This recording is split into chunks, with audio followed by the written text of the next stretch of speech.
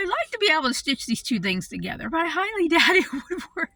So I just hit stop when I should have just hit pause. But anyway, I'll just retell the whole story. So I was sitting in the cafe the other day, right?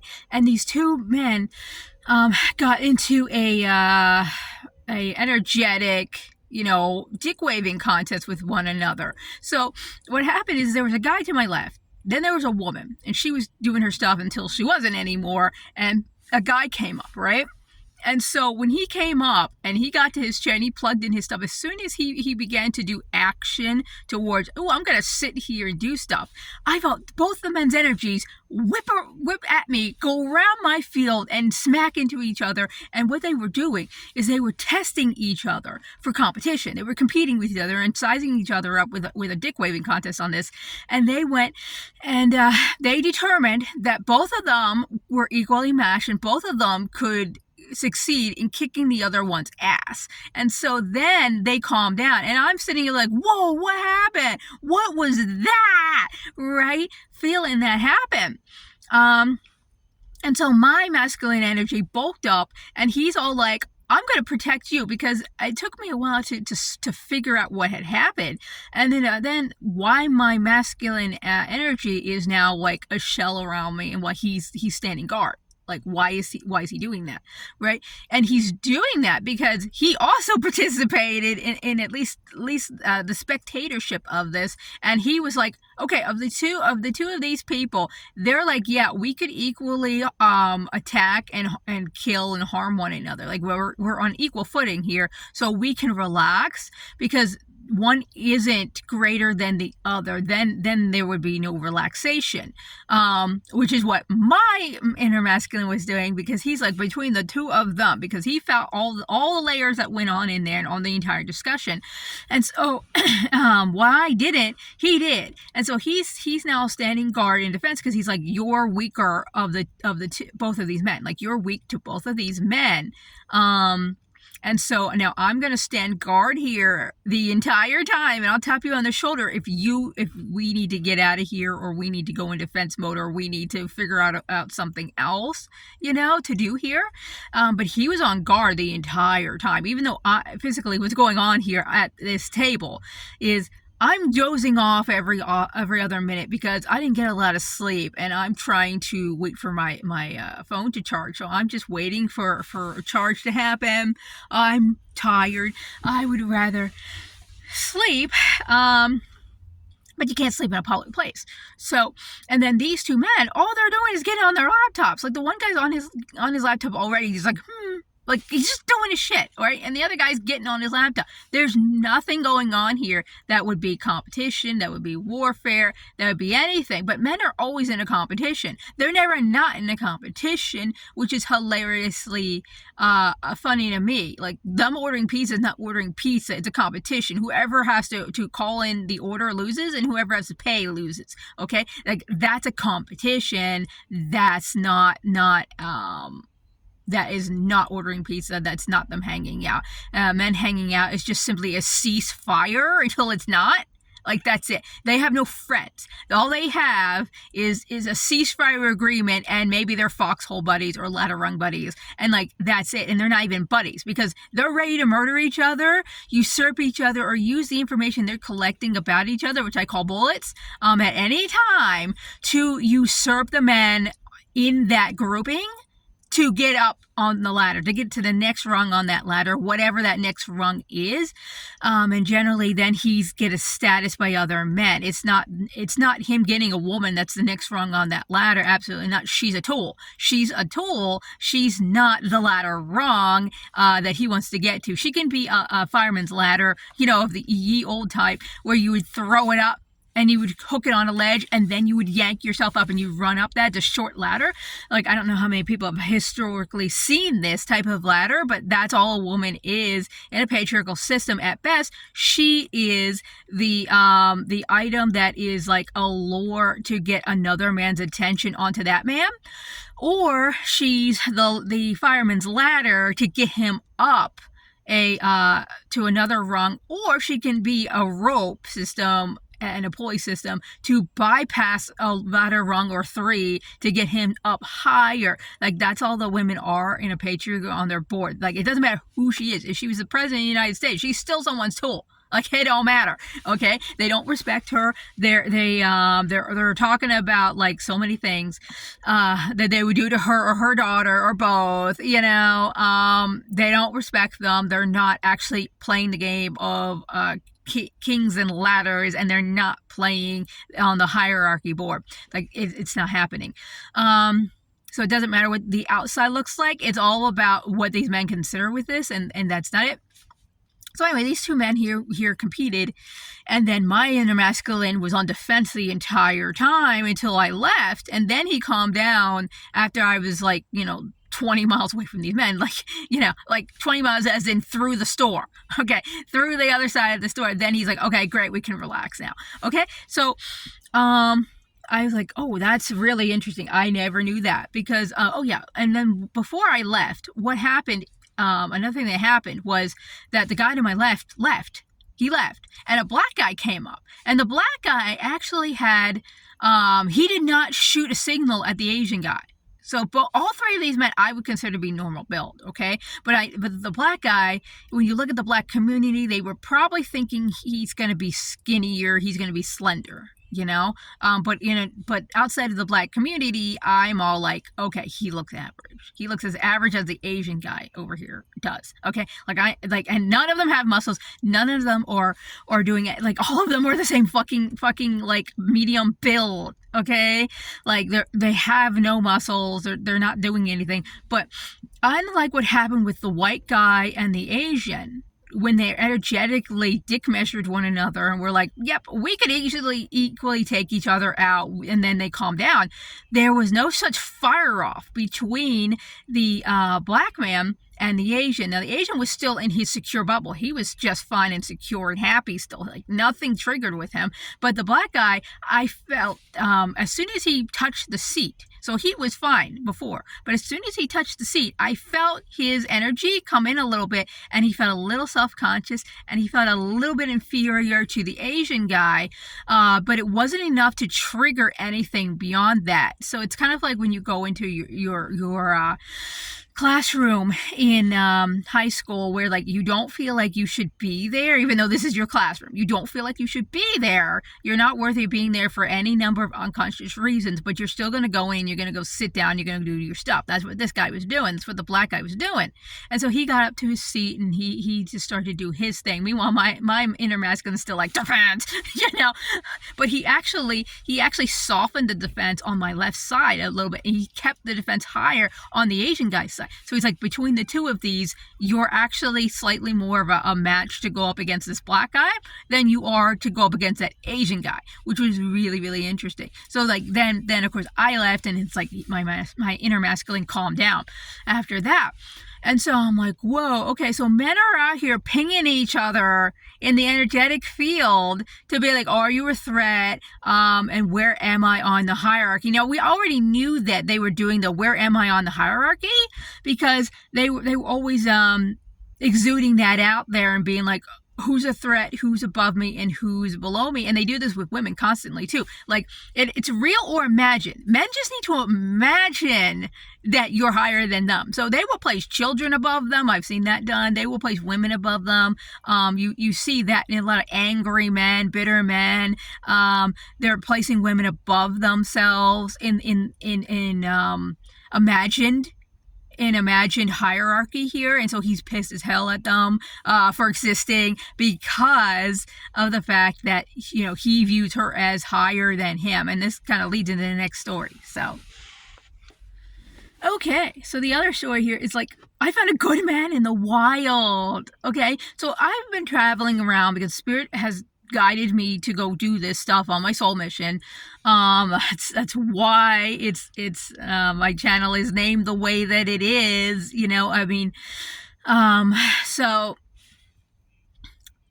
they are guiding me all over the place. So, like, over 2,000 miles, I have found about 8 men so far, who are the all men category, in the sense of they're obviously all men. But outside of that, all the other men. So I started this journey. I started this journey out in a lower frequency. I've now gotten like 3 months in, and I've elevated my energy frequency. So what I found happening with men is actually quite astounding. Okay, so like everything on the outside of you is actually a reflection of you in some way, whether it's a belief, if it's an undercurrent energetic layer that's going on. Kudos to my friend who basically she taught me about the undercurrent energy, because like there's so many layers to healing, but I didn't know about there being an undercurrent energetic signature that will go through everything. And so that basically, if you can tap into it, you can trace it back. Okay. But maybe we'll talk about that some other time. But no, it could be in the energetics. It could be in your belief system. It could just be inherited energy. It could be it's hovering around in your energetic frequency, as in you have believed this thing for so long about yourself or the environment or people or what have you, that is now broadcasting out there as your own personal frequency. Okay. So nothing is coincidence, and I do mean nothing. Okay. You have a good day, you have a bad day, all the little widgets in between that's all telling you about your inner frequency or beliefs or something like that. And this is for both men and women. Okay, but men refuse to look at this, and women can look at this. I wouldn't say they all would, because there are clearly women out here who have no want to, no need to. Like they're like, we're fine being enslaved, we're cool. Okay, there are women that we're gonna leave behind. Okay, like we're not taking all the women. Sorry, like there are women who are gonna be left behind. Just like there's gonna be even more men left behind. Okay, to move from the 3D to the 5D shift and everything. So basically, women would do well to actually look at the world like that and not take it personally when they're doing this. Don't use this as a way to like self-harm yourself and beat yourself up. Like that's not the point of this. The point is that you need to acknowledge that you have this stuff and you've been carrying it around and you don't need it anymore, and let it go. Okay?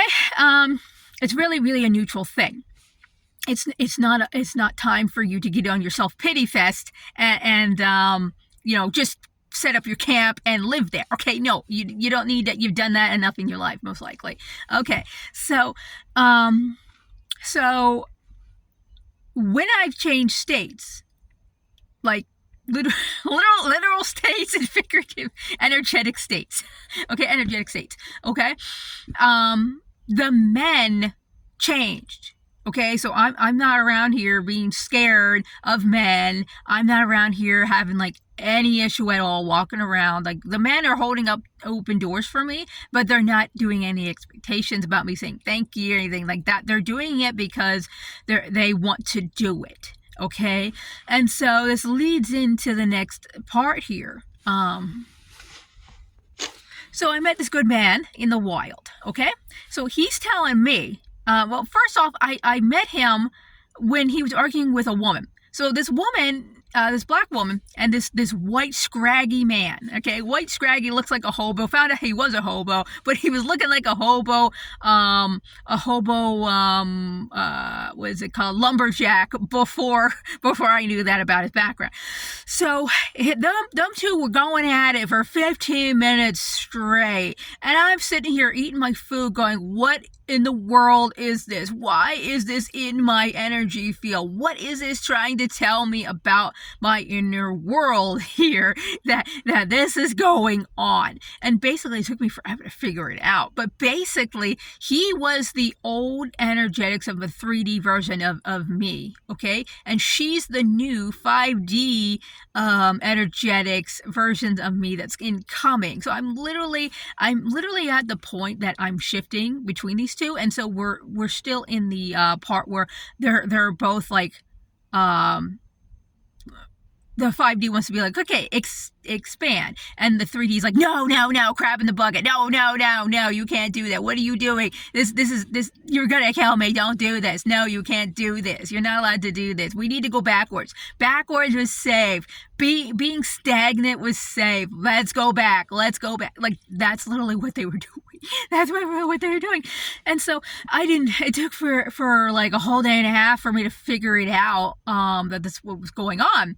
And I'm like, oh, they're actually a representation of that going on, because I was checking my energy field and other things where I was like, no, this is just simply like the two states. This is the two states switching here.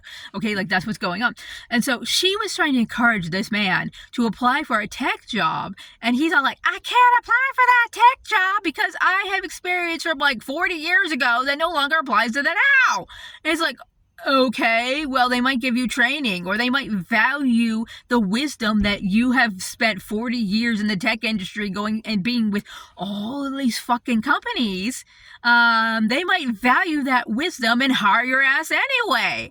And so I eventually got involved and was like, let me translate for you, and that was probably just, that's a whole other thing to unpack for me. But still, I'm just like, let me translate. The woman's saying blah. And he got that, but he's like, but still. And like, basically, he was scared to apply for this tech position, because then he was scared he was going to be blacklisted. And he was insisting that blacklisting was a thing. And I'm like, I don't know anything about tech industry, so I'll just take your word for it, and so he was scared, and then I called him out on it, and I'm like, it's okay to be scared. It's okay to admit that you're scared to apply to this job to see if they're going to fucking hire you or interview you. It's okay. You don't have to spend another 40 minutes arguing with this woman because you're scared to apply. And then he's like, I'm not scared. Let me tell you.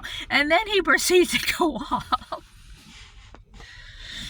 And then he proceeded to like go off, right? And he basically, okay. So I don't know if you've ever seen Cyberpunk.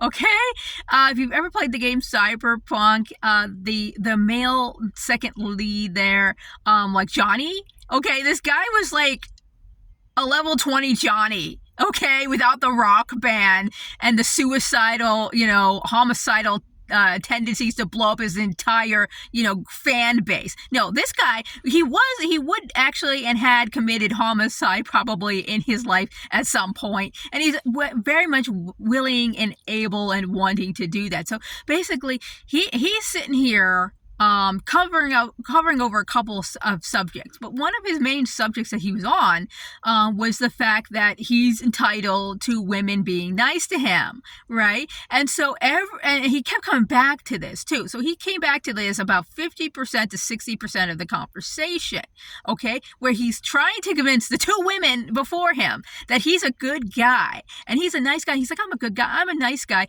and he's like, I hold doors open for women because it does something for me as a man. It actually makes me feel really good inside as a man, right? So he's like, I hold doors are open because I feel good doing it, right? So it starts like this, okay?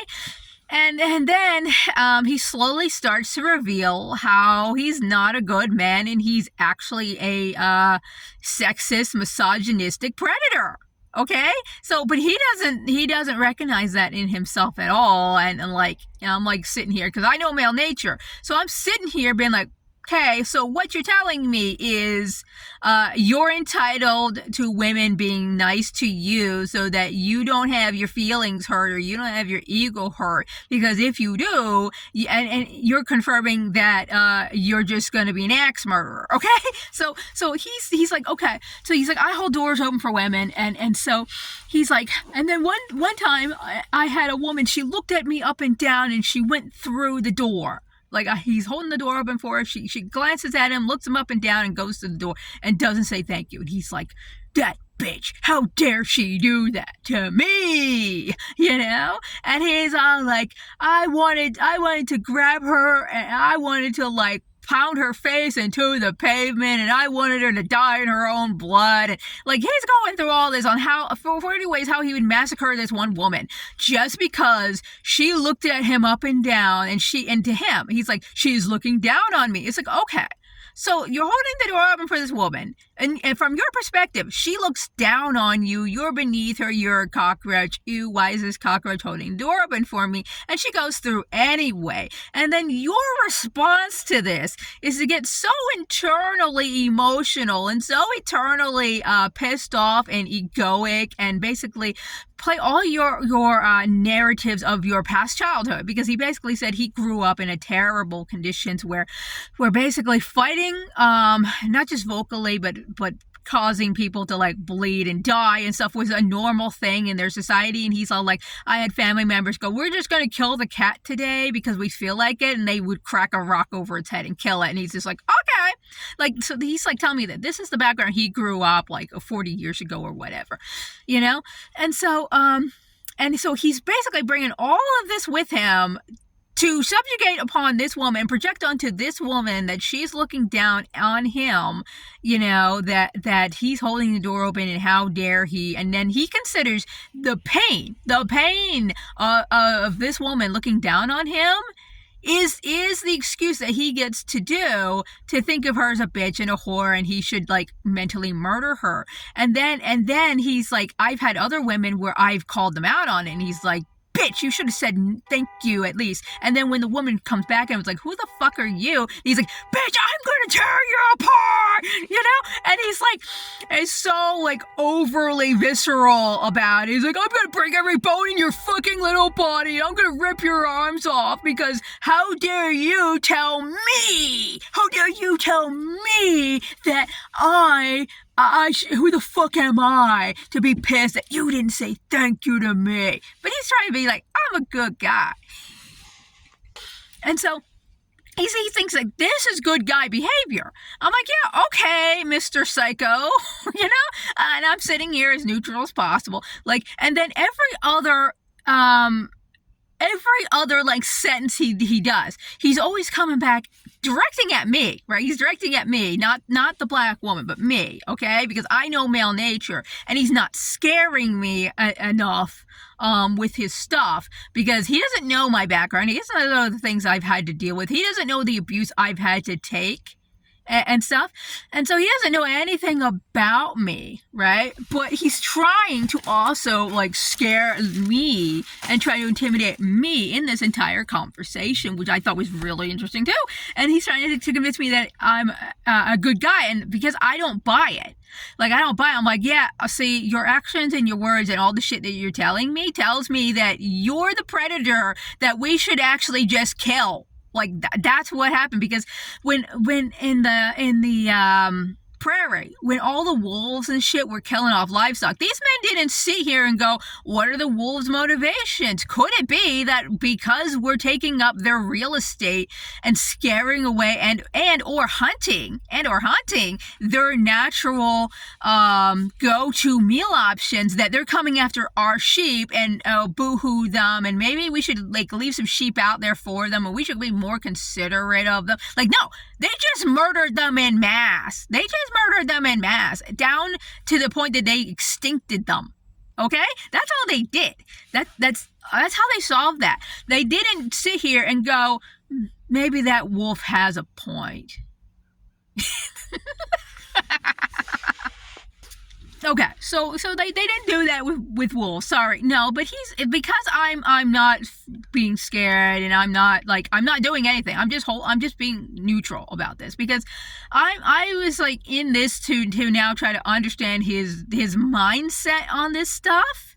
And I didn't have to be a soldier in this and be like, understand your mindset. I could have just been like sexist, you know, murder hobo here, and go talk to the woman, okay?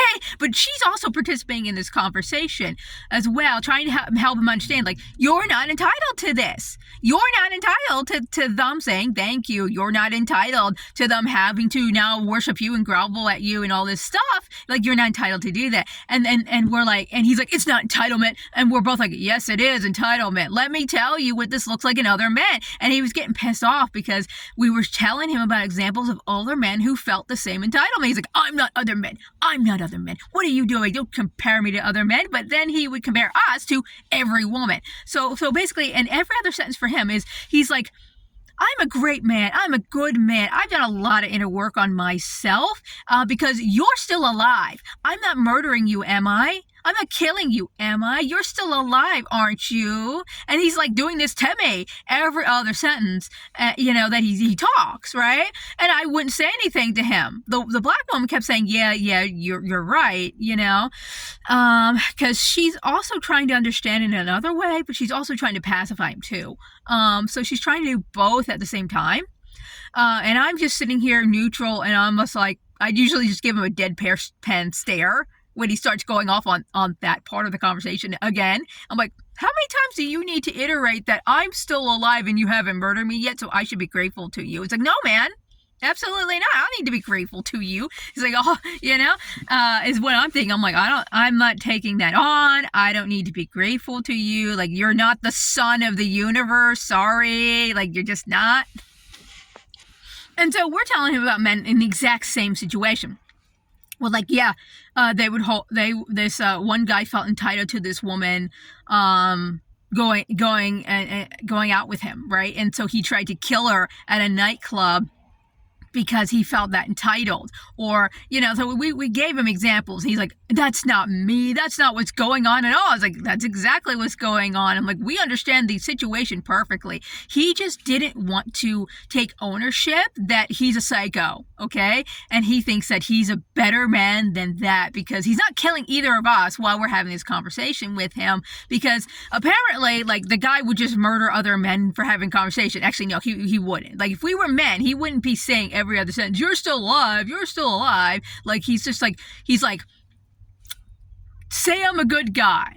Give the exact opposite situation to what I just said, right? Then threaten the women I'm talking to so that they believe me and say, yeah, you're right. You're a good man. Our mistake. You're a good man. You're being so nice right now. You're being so humble right now. You are being so good right now. Like, here's a treat for you. Oh, no. But he really thinks that that's how this works. So then he's all like, now he's moved on because we've gone in circular logic about this, or it's not even logic. It's just him and his emotions. So him and his emotions and his own denial, right? It is going in circles over and over and over again. And we're just like, here's an example of what you just said. Here's another example of what you just said. Here's another example of what you just said. You're dumb. Like, you and them are the same. Sorry, you just are, right? And so then he's all like, well, I shouldn't be nice to women anymore. Like, I think that I don't have to be nice to women anymore. I don't have to hold doors open anymore if over 50% of them are going to treat me like shit for holding open a door for them. And we're like, okay, so if it's like, according to your guesstimation, right? Your guesstimation here, that 50% of these women treated you like shit because they hurt your fifis, because they didn't say thank you. Like, you had an expectation, they didn't meet that expectation. So you thought murdering them mentally, emotionally, physically, vocally, being harassing at them and threatening with death and murder and such. You thought that all of that was normal behavior for you, and you think that because 50% of women you want to murder, okay, and the other 50% basically were like, they would smile or they would say thank you, which is what he wanted. He wanted them to do that. So he wanted them to do that to make him continuously feel good, right? And he's like, and we're like, okay, so 50% of women treated you like shit, according to what you're saying, sir. So according to you, they've treated you like shit. But there's another 50% who didn't treat you like shit. So now you want to treat the other 50% like shit because of the 50% that treated you like shit. Okay, but you're a good guy, right? You're a great guy. And then I kept telling him, I'm like, it is absolutely your option. It is absolutely your option to not hold open doors anymore for women. He goes, but I don't want to not hold open doors for women anymore. I don't like that. It makes me, and he was basically saying, it makes me uncomfortable to not hold doors open for women and do this provision for them so that I can get the internal happiness that I get from this. But I want them to thank me. And he calls this that the women are being decent people. He's like, he wants these women to be decent people. And so he thinks them saying thank you is them being a decent person, right? And so he's like, you aren't a decent person to me, so therefore I get to murder you. Okay, like you don't meet my solo man, my one man made up definitions on what I consider to be a decent human being. Because his decent human being barrier changed over the conversation. So first it was just the decent human being thing for these women to do was to thank him and smile at him. But then later on, it's like he would give other examples where he's just, oh yeah, for them to just all smile at him now. Like, because he was talking about how, like, he was so pissed off one day because one woman didn't thank him for holding open a door. He was out on the street in the city somewhere that day. And he's like, and then I saw this swell of bitches taking up the entire street. Like, and he's like, I was so mad at them. I decided to shoulder check them all into oblivion. And they're all like, what the hell? Why didn't you move? And things like that. And he's like, those women were so entitled. And then he's like, I will murder all of you. And he started going off in his tangent to threaten to maim, murder, and rape them. And then they're all like, they left, and he's all like, yeah, I'm the manly man. I'm like, if that one woman was gonna treat me like shit, I'll treat all women like shit, you know? Like, so he deliberately and he considers himself to still be a decent human being. He's like, if that woman wasn't decent enough to do that, and these women weren't decent human beings to move out of my way when I'm coming down the street, then obviously these women deserve to all die. But if this was a crowd of sailors who just docked and stuff, and they were taking up the entire street, he wouldn't shoulder check them into oblivion and then be like, I'm gonna murder all of you and take your balls. Like, he's not gonna do that. He's only doing it at women because he's a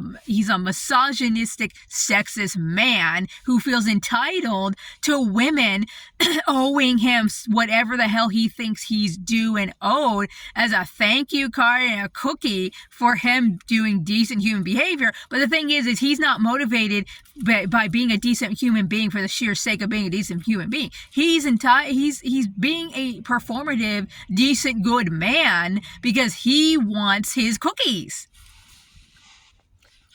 And so he's like, I want to, I'm like, shit. And so he's like, why would I hold the door open for anybody who keeps treating me like shit? Like, why do I have to do anything to treat me like shit? And so basically I had told him like 20 times already, I'm like, that's your choice. You can do that.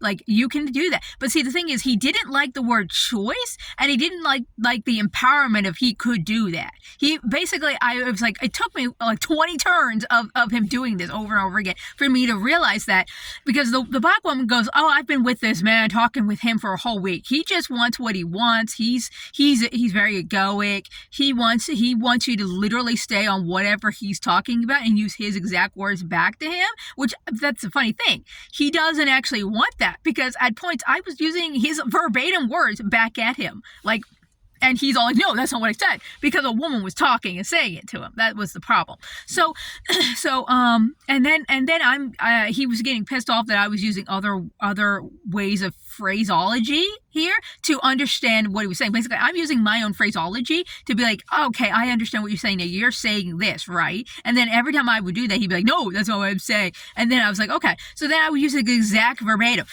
And so, anyways, he's all like, he's all like, okay, I want to treat 50% of the population like shit. And then when I finally, 20 turns later, I omitted the term his choice. I omitted the power, like, he has the power to do this. I took away his power, right? And then I said choice. I took away the choice. Okay, and then he was happy. So I took away both the choice and the power. So he doesn't want choice, and he doesn't want to be empowered because he likes being this murder toddler hobo. Like, he likes to be that, and he likes to play the victim. So that's basically what he was doing this entire thing. And then I'm like, you said before that you like holding open the door for women. It gives you a feeling, and now you're telling us that you don't want to do that because certain percentage of women treated you like shit to your perspective, okay? And now you don't want to hold the door open, but you also are uncomfortable and you don't like not holding the door open. In fact, you want to do that. And he's all like, no, I didn't say any of that. I'm like, that's exactly what you said. And you've been saying it for a whole hour now that's what's going on. But because a woman was saying that back to him verbatim, then it was like, no. But then he would go back to the exact same thing. It would be a yes. So after he'd say no, and we'd go through the conversation, then he'd be like, but I don't want to not be nice to women, and I don't want to not hold doors open for women because I feel good when I do that. And now these women are treating me like shit. I want to treat all women like shit. Right? It's like, okay, you can do that. Because I eventually went to like, you can do that part, because he wouldn't actually take accountability that it's his choice. It's his choosing to not do that. And he also doesn't have to do that. So he doesn't like the whole, oh, I don't have to do that. He wants to feel like he has to do that. And he wants to feel like it's not his choice. He really likes that, because now he's all like, now I get to hold you to this entire, like, if I've got to do this, you've got to do that. You've got to be giving me cookies. You've got to be smiling at me. You've got to present yourself as if I'm the most like charming gentleman about. Like, he's like, that's your side of the deal. If I've got to do this and I'm forced to do this, I'm forced to be a decent human being to you, and I'm forced to be nice to you, you get to be forced to be nice to me, you know? And basically, this is the Wild West strategy. This is why men carried guns and women didn't. Okay, women were actually not allowed to carry guns in most towns in the West, but men were. But it depended on the town at that point, because some allowed you to do it in the streets if you were the average man and not law enforcement, and others said you had to check it at the bar. And only law enforcement could carry the guns. But basically, they were doing the whole, if everybody's armed and everybody's got a gun, at least, and everybody mean just men. So if all the just men have guns and all the just men are armed, then everybody is forced to be nice to them. Just men are forced to be nice to each other. Okay, that's it. It's like, this is not about women. Women were excluded from this entire conversation. Okay, so just men are forced to be nice to other men. And in this case, this guy here is forced to be nice to women because he thinks that, like, I guess there's a social contract or something that says he must and he has to. And basically, the only social contract is a bunch of men told him he had to do that in order to be a man and to attract women and get laid. So he's like, I don't want to put in any effort to get laid, you know? And so basically he's been like, he's the man that's happened since at least the 90s, where they're just like, I don't want to put in any effort to get laid, but I want you woman here to be forced to give me everything when I want it and how I want it, you know?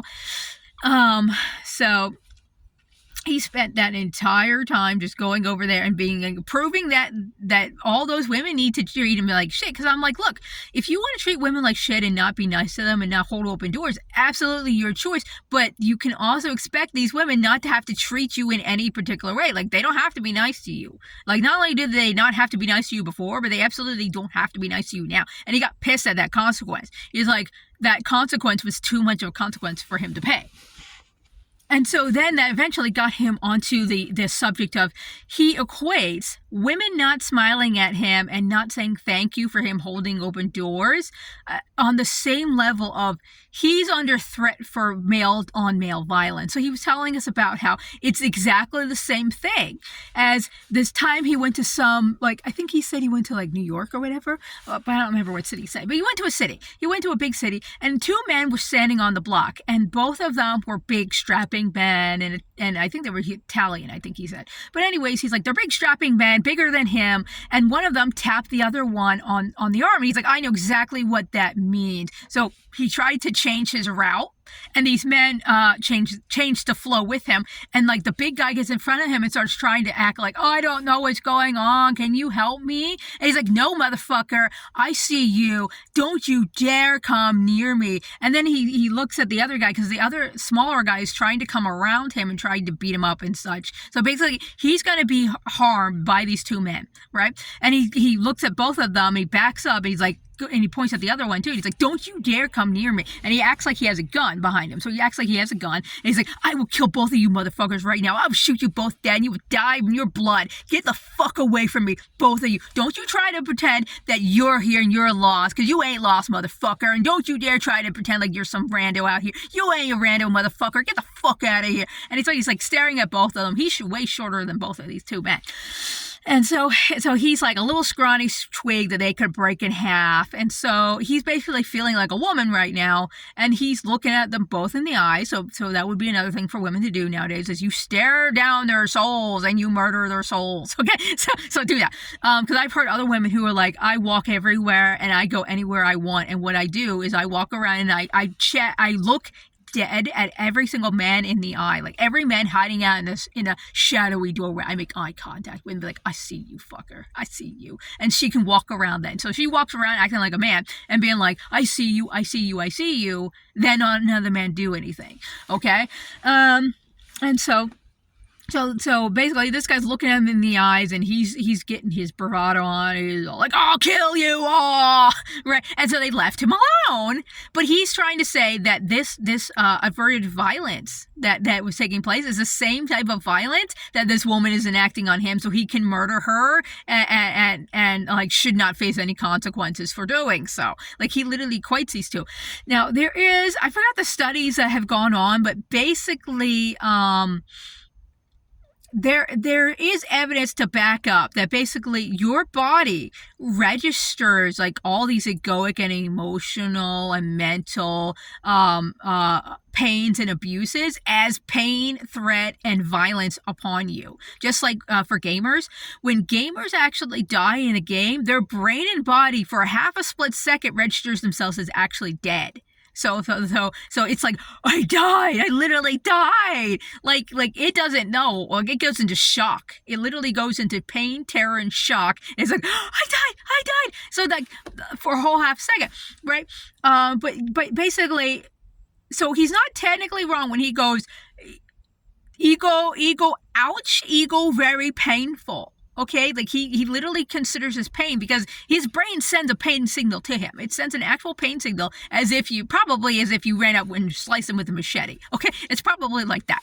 Okay, so this is a man. It's probably like you chopped off his arm with a machete. Ow, that fucking hurt because she didn't say thank you for opening doors. So now he gets to murder her. But see, you see how like men are so emotional here. He didn't know through a whole 2-hour conversation what he felt.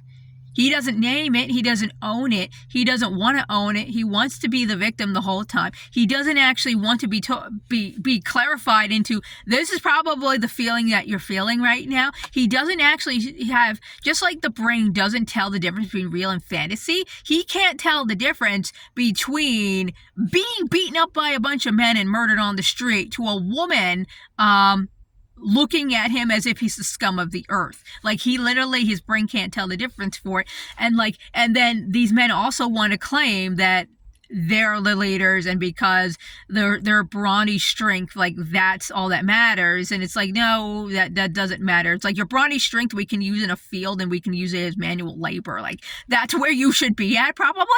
Like you should not be the leader of anything, and you running around threatening every woman that you see, being like, we're just stronger than you. I'm like, okay, so all women should just kill you. That's what I'm hearing. It's like all women should just kill all men who say I'm stronger than you, and all men are just stronger, because it's just like, okay, so basically what you're telling us is y'all be predators out here, and just waiting for your chance.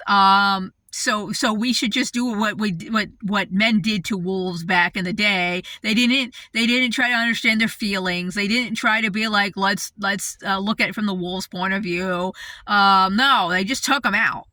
But the human women are not allowed to take out their predators, but males are allowed to take out their predators, right? And frankly, there's men out here who think that women are their apex predators. That's why there's a femicide out here, not a masculicide. Like we don't even have the term masculicide or manicide. Like we don't even have that term, because that's how much it's not happening, I mean, really. And it's like, it doesn't even roll off the tongue when I say it. It's like, there's only a man-to-man homicide, which we might as well just call it a homicide. But we can't call it that either, because men are actually killing gays and trans, like in mass too. It's like, I'm sorry, but you're just the predator. You're just the problem, and we really just, but the only reason I came into contact with this guy is because I'm in a shifting state.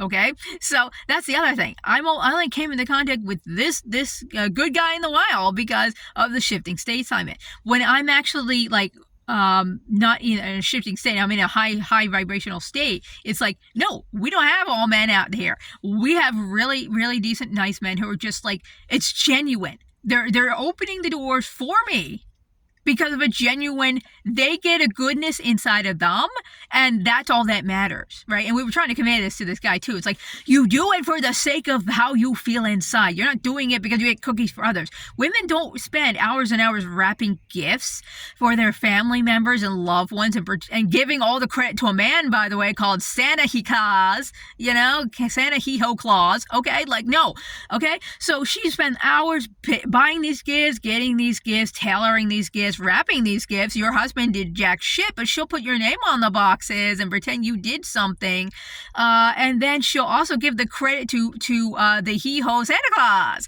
Okay, so she just gives it away when it's like, no, you should just own it, lady.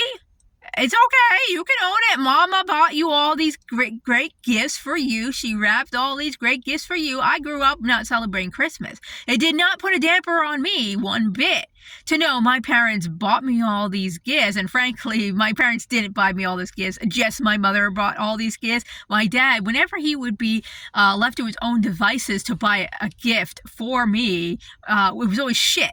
Right? So he needed a list. He needed a list in order to buy me something that was good. So like, if he had a list, he was fine. But see, it shouldn't have been that way. He should have been able to intuitively know me well enough, and frankly, he spent a lot of time with me, so he should have known me well enough to be able to buy me something. No, he gets me some free shit from the dollar store or something, or the free shit that comes with something that you buy, like he would give me shit gifts like that when it was left to his own devices. So I could tell when it was left to his own devices versus when we would give him a list, and then mom would be like, okay, buy these 3 things for your daughter. I'll buy like 99% of everything else. Just buy these 3 things for her, right? So my mom did all the work, and frankly, it didn't do a damn thing of dampering at all to know my parents bought that all for me. Like, Santa Claus bought, who the fuck's that? Why should some man get the credit for my mother's labor? And it took me a long time to realize that my dad probably wasn't even buying those gifts. It was just my mom putting his name on the thing too. So I'm like, I thank my mom for getting me all these gifts. I thank my mom for putting in all this fucking effort to do all of that, because, she may be abusive to me all the other times, but she's at least buying me some stuff that I wanted right now. Like, it doesn't make up for the abuse. It didn't stop the abuse. It didn't make me feel any more loving or kindly towards her in any way, shape, or form, but it gave like 1 point of affinity to be like, my mom bought all this and gift wrapped it all of this for us. I can at least be thankful for that much, with her. Like, I got nothing else to say with her, but I'm like, this moment, she's not a disappointment to me. But yeah. So women wrap gifts for their families, because of how it makes them feel inside. And I bet you my mom was just the same. She had a fantasy in her mind about how her family was. Okay, and she, especially for like how they would be about this time for Christmas. So it's like she would just be, and we didn't celebrate Christmas, by the way. I say for Christmas because we would celebrate it. We would basically do our gift exchange, or as we would call it, a treasure hunt, because it was a treasure hunt when you were little. Because she'd hide everything in the house, and you had to go find it. So like, she did a great reinvention of Christmas, because this was the only time she could buy stuff for her family. And even though, like I said, she was an abuser, she had her own idea of this is love, because she came from an abusive household. So to her, she was a loving fucking mother. Okay, like in her mind, she's a loving mother. Okay, so in her mind, in her POV role play of she's a loving mother, like this would just went right with it. Okay, so she had a love for us, and she would hide these and she'd wrap these. So she would basically had the same idea of this is me expressing my love to you by doing this here. So she's taking a masculine action by expressing her love in an action sort of way, and so like how it makes her feel on the inside. And even though we never were like, thank you so much for wrapping these gifts and everything else, sure, we'd thank her for getting these gifts, and we'd thank both our parents, because we're just like, we picked up that we should thank both of our parents for it. But even on gifts where we didn't thank our parents, I don't think she was like, how dare you not thank me? I never got that from her. Even if we didn't like the gifts so much, we couldn't put on a fake performance of thank you, and we're so happy. Like, it's like she wasn't sitting here entitled being like, how dare you not thank me? Like, she wasn't doing that. Now I won't cook you anything and I'll murder you in your sleep. Like, she wasn't doing any of that. Even though she was an abuser, she didn't do any of that. Okay? But this man thinks that he does get to do that. Like, he can't just hold open a door for the good feeling inside of him for its own sake. No, he needs cookies. Okay? So a good man is not a good man here, ladies. And also I've seen and actually overheard this sexism in all classes at this point, because I've been running around in a lot of ritzy zones, and so I've not been hearing that. But probably a few weeks ago, I did hear two men in a ritzy zone, so they're rich, talking and being sexist, about women. And so I was like, why are you here, because that was a day I dipped down into a lower frequency, and so that's why they were even in my reality at all. And then another time, there was this other guy talking about how they went to a party, and he was really rich, okay, because I'd heard them talking about his investments before and stuff, and where's he going in the world and shit like that. So basically he was then talking with his rich friends, and some of them were women, and he's talking about how like one time he went to a party, and like he wasn't being very loving or kind to his wife, in the sense of he was passively neglecting her, in the sense of just ignoring her and running around to the more important people in the party and letting her be by herself. And so he's like, and one of these men, he's like, here's my business card. And what he did is he shoved a business card to this man who didn't ask for it. But on the back of the business card, he wrote, your fly's down.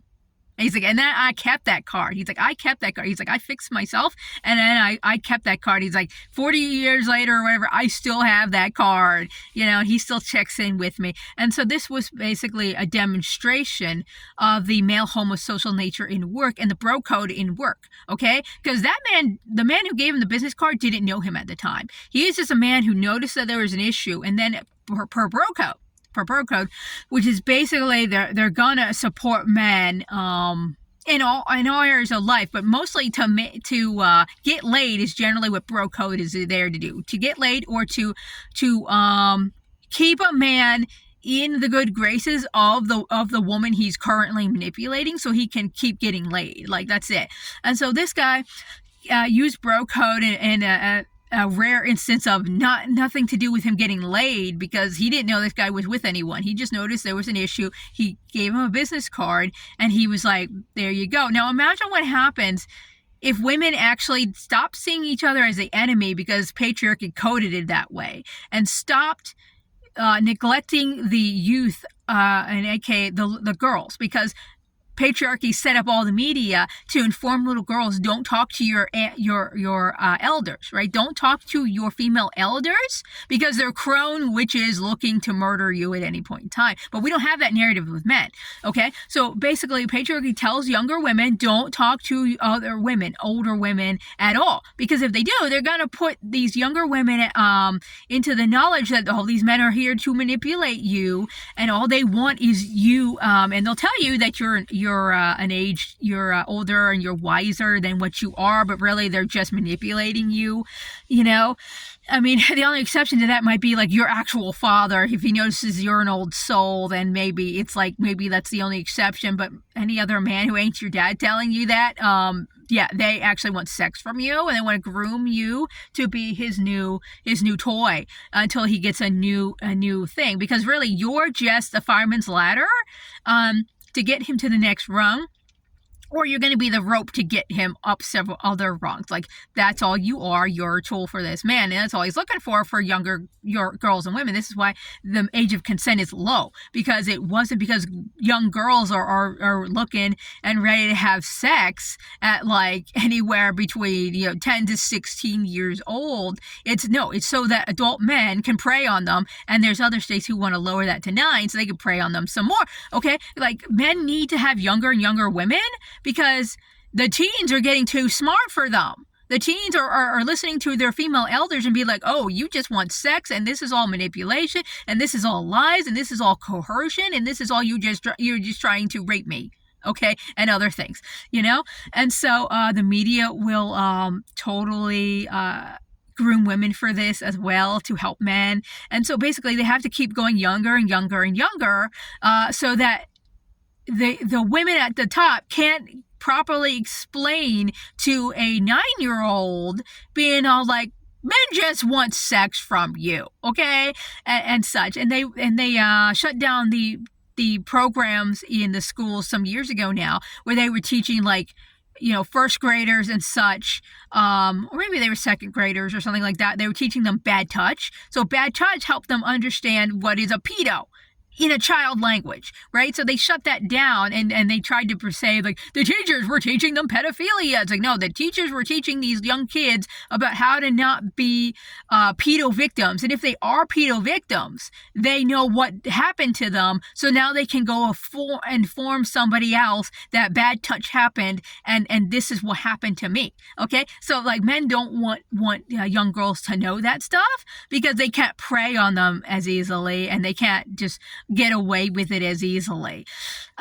So like, women need to stop following the program that says they're all enemies and they're all competition. Because if that woman stole your man, I'm sorry, your man wanted to be stolen, and not just wanted to, he was actively rearing ready to go. Because as men say, if they're not going to get caught, or there's no consequences to cheating, they're 100% going to go do that. And a man who's ready to upgrade to a new tool is going to find his new tool and be like, yeah, shiny new object, let me get that tool. Like, he wants to cheat on you, and he's actively trying to do it all the time. Men also say, like, their biggest regret is not actually acting on the cheating. They're like, yeah, that's the one you remember forever. The time you didn't cheat on your woman is the pain you'll remember forever. Is what men say to each other. Because, like, yeah, they in the male culture, they're like, they teach these men to be whores, but they'll run around and go, all women are whores. It's like, no, man, just you. Just you. So this man was like not getting the point. He was just absolutely not getting that he's not a good man. He's the all man predator and sexist misogynist that basically not only should not be elevated as far as his bloodline going forward, aka him breeding, having children. No, I'm like, this is the kind of guy who should actually be taken off the face of the earth, because, like, we're out here weighing men's ego happiness versus women's safety, and this guy here, like, doesn't understand how unsafe he is to not just women but all of society, because he wants to kill even the men.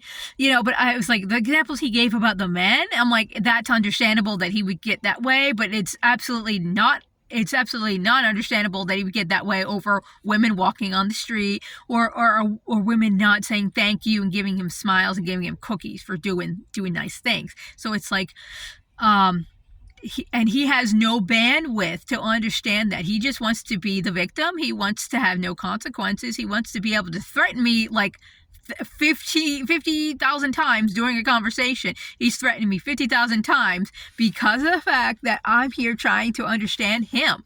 And he's all like giving me shitty examples. Like the other shitty example he gave me, he's like, well, if you put $1 in a machine, and this machine maybe after like so many turns, it might give you, it maybe gives you 25 cents, right?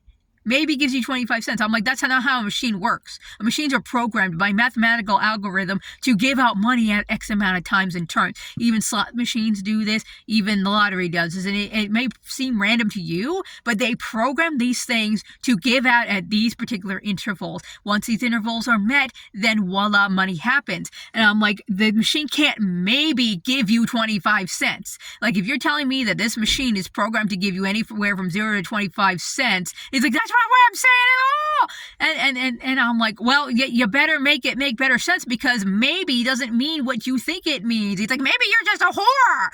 It's like, yeah, maybe he's like, yeah, maybe, because I'm trying to understand you.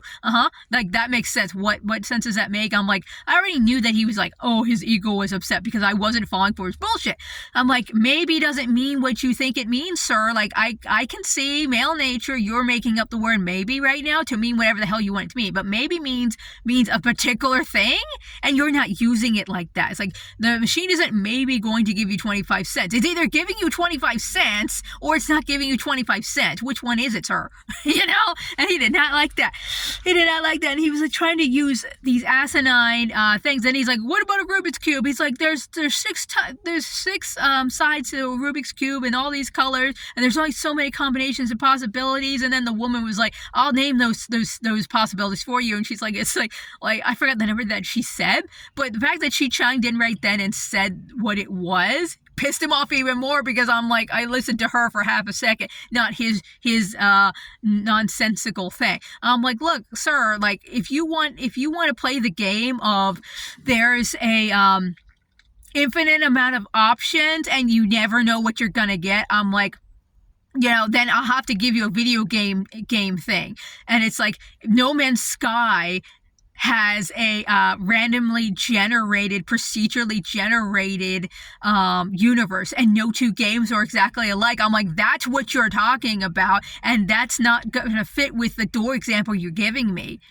You know, like, you're trying to tell me like these two things are the same. I'm like, no, they're not the same. I'm like, and then he's projecting all over the place on me, but I already knew that.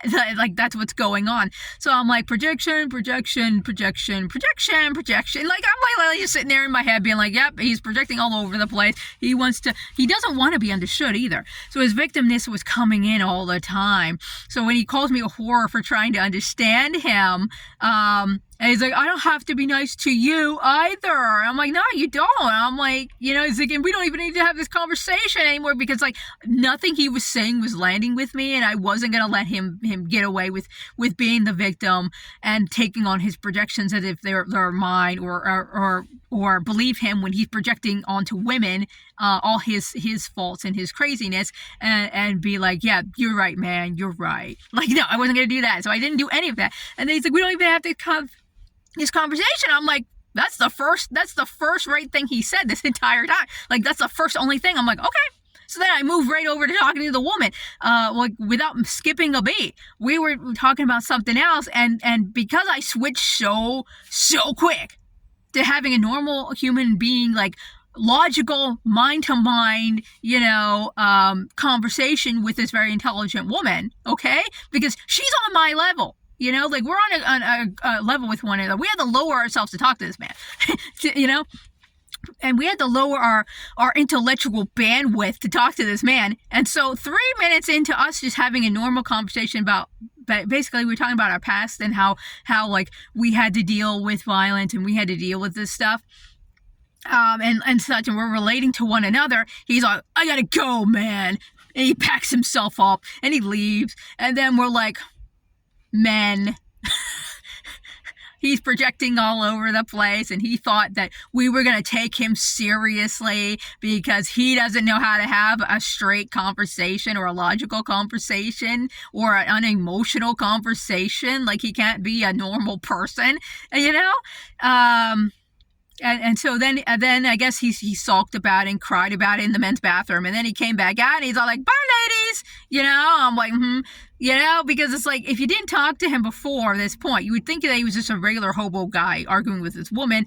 And then he came back and said bye as if he was a normal person again. So, you know, it's like, you can see how how emotional he was. Like, all he was doing emotions all day long in that conversation. It was nothing but emotions. From the time she said, apply to this job, you might get it, to us discontinuing the conversation, he was at a level 1,000 emotions. And like, he's trying to claim that he doesn't have emotions, and he's fine, and he's a good, decent person who just wants to be a decent, loving human being out in the world. It's like, yeah, okay, but essentially, you don't have to keep running into all this all man, every man thing. Where attention goes, okay, energy flows, okay? And so all of us, all the women here, having to look at these predators and consider them first, but while we're in a decentering men era and movement, it's like, we now need to take all of our energy and flip it to the side of the women. We need to flip it all to the side of the women and not just be like, accountability, women. No, we need to bring back our homosocial nature and our connectivity and our community. It's not just go make up a group and that's your community. No, women need to actually be, we actually need to use a bro code variant, okay, where this is like a sister enclave, okay, where we stop being each other's enemies for everything. Like, it doesn't matter at this point if she lied about whatever, because statistically, women lying about being raped or abused by men is so statistically low. It's basically on the same thing of how many people lie that they got their bike stolen. Okay, we don't need to worry about them. We don't. Like, we need to just believe the women as is, and believing them as in, it was possible that it happened, and then you investigate it. Men here believe all women as in she's 100% the victim, because men believe all men when he says, I didn't rape her, I didn't assault her, I didn't harass her, I didn't groom her since she was 12 to be my waifu. Like they believe men. They believe all men when he says that. When he says he didn't do it, they believe him 100%, and there's no investigation that needs to happen. This is why men don't want women to actually believe all women, because investigations have to happen, versus when men believe all men, no investigation is required. He didn't do it. What are you talking about? He didn't do it. So that's why, so we need to reclaim our homosocial nature, and our community connectivity to one another, and that needs to be strengthened and repaired before you even include men into it. So like, you actually need to exclude them for a while, or they benefit off the back end of it, which is really how it works in Earth. So women are Earth embodied. They are Earth given form, okay? And as Earth does not prioritize human beings running around on Earth as the receivers of her bounty. No, she does it for the whole damn Earth, and humans benefit as a byproduct of that. Animals and trees also benefit as a byproduct of that. Okay? She's giving back to her whole community, though. She's doing the ripple effect. Every single creature is supposed to give up the chain to the feminine energy, to Earth, and then once her cup is completely full and she's in overflow mode, only when she's in overflow mode does she now give back to everybody. But it's not targeted at any one thing. It's all byproductly given bounty and amplificational force from her when she does do it. And human beings are the only animal on Earth not acting in accordance with this give and take between themselves and herself. Okay, we're the only system that's out of alignment here when it comes to all the systems that are in place. And we've also removed systems from her. We've also taken them out. And actually, it's not even a we, it's just men. Just men took them out. Okay, so let's be honest here. Men go, we built society. Sorry, but you also are killing the Earth, and you killed entire ecosystems. So yeah, man, you take responsibility for murdering entire ecosystems that we're supposed to give to Earth, and Earth would be far more bountiful. And also the universe would be far more bountiful to us, because the sunlight was 20% stronger back in the day. But it's like Earth would be far more bountiful men. So men, yes, you killed off the entire ecosystem. Yes, you're the ones causing global warming, and yes, you're the reason why the Earth seems to be doing all of these correction maneuvers to try to heal what you're damaging and destroying on a daily, weekly, monthly basis. But you also make war with the feminine and the feminine energies all day, every day, all day long. And this includes the human women all in your life, like all of them, because you upholding the patriarchy and all the systems that make women the property of other men, because we're still under coverture, ladies. We are under a light coverture, moving back to moderate, and your grandmoms and your great grandmoms were under heavy coverture. Okay, coverture didn't die. Coverture is still here. It's just here in multiple forms. And no, it's never limited to marriage. It never was. Now, they tell you that in the dictionary, but it never was and never is. This is why you can't go get certain medical procedures without your man knowing about it and signing off on it, because that's actual social and also political coverture. That's what that is, okay? That's coverture in your life. That's one of your enemies. It's not just, it's like, it's male culture and coverture are really your enemies, because there is positive male culture and positive male nature, but men want to be in negative male nature and negative male culture. Okay, the few men who are stepping outside of that, they're not in positive male nature and positive male culture. They haven't gotten that far yet. Okay, they're more like in the gray zone neutral part of this. They can transition to that, but they're not there yet. And so, but men don't want to have that, because that would require him to be a legit, decent human being and to use both masculine and feminine energies. And yes, women, you are supposed to be using both masculine and feminine energies. Your whole body does it, so why don't you? Okay, so every woman who's been called masculine for pursuing her job, her career, her life, congratulations, ladies. You are a human being. You are a full human being. You are a full person. And frankly, we need to change the word human being, because that means belonging to men. Mankind, same thing. Belonging to men. Okay? Men as in male. Okay? We need to change that shit. So I don't know, ladies, let's get in the comments and like start trying to make a term and then just use it and stick it in the zeitgeist. Okay? Like, let's get a good term going that we can actually do that. You know, like Spirit has communicated to me like a whole nother option, you know? So maybe I'll talk about it at some point here. But really, the term Detembuzu is what they actually gave to me, and basically that means of the cave. So this here, I can go over like the mythology they had for that, but essentially it's just simply women are of earth, men are of women, and then both of them are from the cave because both of them came from a cave, you know, would be the way that would be. So if we're just talking about all people, it'd be like that. So like, you can say whatever it is that you want down here and be like, what else should we call people?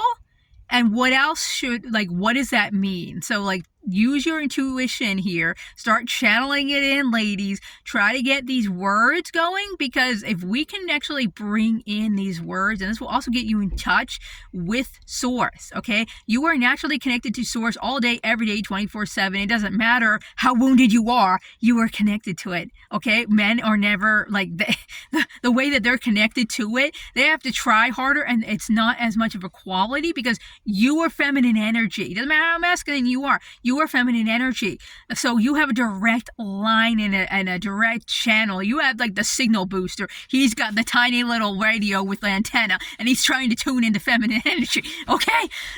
That's the difference here. So start your channeling, start bringing it in, and if you bring in words that are like brand new, like I just presented with Detembuzu, then go ahead and say like, this is what that would translate into. This is what the meaning behind that is. So like, we can all start figuring out like how else to say this, because it's okay to have new words introduced into the zeitgeist. It's okay that we actually take hold as the progenitors, the true progenitors of the fucking world.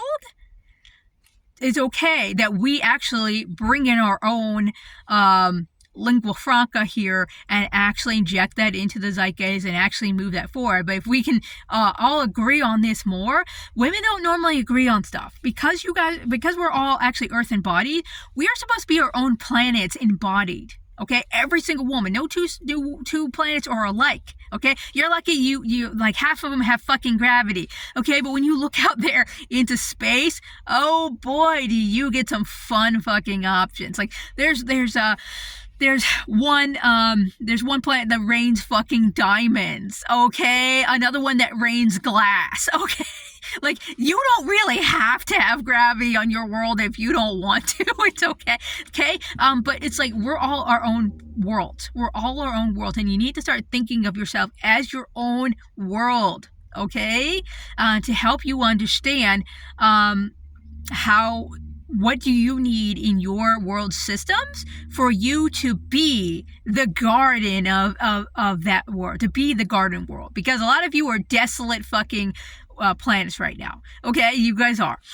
And so you actually, selfishness is your base of operations. Earth is fucking selfish. Earth is so selfish that she will make a Category 4 hurricane happen to clean out a space because she's trying to repair shit. She's like, you're camping out here? Oh, no, you ain't, motherfucker. Okay, she will send that through. Okay, so, but men be out here making artificial weather now and trying to say, like, that's unequivalent to what she's doing. No, she's repairing herself. You're just making artificial weather now to, like, terrorize human beings, entire swaths and entire states. Okay, like that's what you're doing. We're not having the same conversation again. And men are at warfare again. Men are at war all the time, 24/7, with himself and with everyone outside of him. Because inside he's at war, so outside he's at war. Okay, and women are here striving to do community and connection internally and externally all the fucking time. Okay, men project onto women all of his terrible traits and stuff like that. He projects onto her the worst of himself, and women be out here projecting the best of herself onto a man every time she runs into him. Okay, like we need to stop doing that. Like, you need to stop doing that. It's like, you need to actually go internal. You need to do the self-healing work, and maybe I'll cover some of that going on and be like some methods that have helped me elevate. Okay, because it doesn't have to be complicated, ladies. It really, really doesn't. But you do need to have the willingness to actually, like, look inwards. So, like, if you have 8th house placements, that's probably going to help you more. But if you don't have 8th house placements, it's like, you can still do this. You can absolutely still do this. You raising your vibration, your consciousness, and your intelligence are actually the things that are going to help you change your outer reality. Because once you change energetic levels, okay, this isn't something that's going to necessarily happen fast. It can, but it's not necessarily going to do that. But once you change energetic levels, everything else around you has to change. It has to change. Like I said, the men at my energetic level are by far just normal fucking human beings, okay? But when I dip down, it's like, oh, okay, I'm getting some sexism. Oh, okay, I'm getting some all men in here, okay? But now I know what's going on, okay? But when you change your energetic frequency, everything else has to change. That is the law. Okay, that is the universal law. It has to change. Okay, so yes, you can do this. It doesn't matter what your circumstances are or your situations are. I mean, I'm out here homeless, living in my car. Okay, for a lot of reasons. Okay, but it's like, it doesn't matter. Absolutely doesn't matter, because there are absolutely not just miracles that are happening in my life, but also the energetic frequencies of where I am at. Yeah, I'm noticing. I'm absolutely noticing what I'm getting. I'm getting more quality going on here as I'm changing frequencies, okay? So if I can even do this in this type of state, absolutely you can too, okay? And the other thing is, yes, stop fucking men and stop breeding with men, okay? There's shit tons of bloodlines that don't even need to go forward, and that's okay. It's absolutely okay. Okay, men have the biological clock, not you. Okay, so stop enabling them. Okay, they are never going to change unless they have to change to get laid. Like that's literally how these men work in their negative male nature and in their negative culture. Now, if they were in a positive male nature and a positive male culture, that's completely different. But that's not what you've got. You've got the vast majority being the negative, and they really want to stay there. These guys are submissive species. So when one male says, this is what we're going to do in a group, they all flock to clone themselves of him. This is why, like, you have all these clones of Andrew Tate, because all these boys and men decided that that guy was the above the man that they need to peacock to. So now they're all mini Andrew Tates, okay? Like, they're all just peacocking to Andrew Tate so that he will select them and he will elevate them and he will give them feminine energy artifacts like money, women, and other amplifying forces to wield and use as tools so they can peacock to the next man. Okay? Like, that's all patriarchy is. It's one big bro fest, and women's systems and cultures exist in very, very, very, very, very different ways from men. Okay? So like we see this all the time. It's not always exact opposites, because this is why species females of other species are so viscerally ready to murder and attack their male counterparts or kill them immediately for certain infractions. Like, this is why they're far more aggressive than the males of the species, because they have to be. And women are the only species on the face of the earth who are told, do not retaliate, do not murder them, do not do these things to them, because any other species would have done this. But the human woman is the only one who's supposed to not do these things in her own defense, because essentially men's cells actually scream. They scream when a woman is in her divine power and she doesn't take bullshit from them.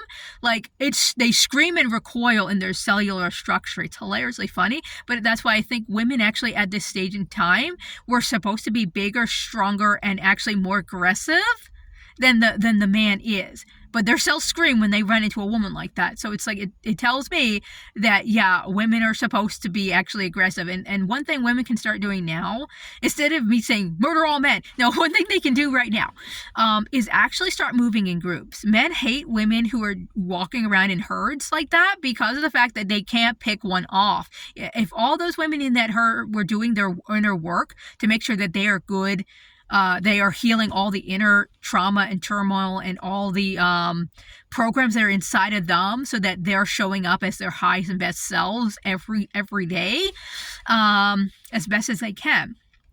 Okay, and they're showing up in groups, and they're moving around groups, and they're going everywhere in groups, and they're doing everything in groups. Okay, these men can't get at you easily, and if all these women are then also like, we will defend this woman, any woman in our group, from any man, and no man will divide us, no dick will divide us. Like if women were doing that, okay, where they can't be broken up over dick, and they can't be broken up over a pretty man or a sweet talking man or a grifting man. Like, they can't be broken up because they all also know male nature. So you also need to know male nature on top of this, and they will fight, defend, and actually really fight.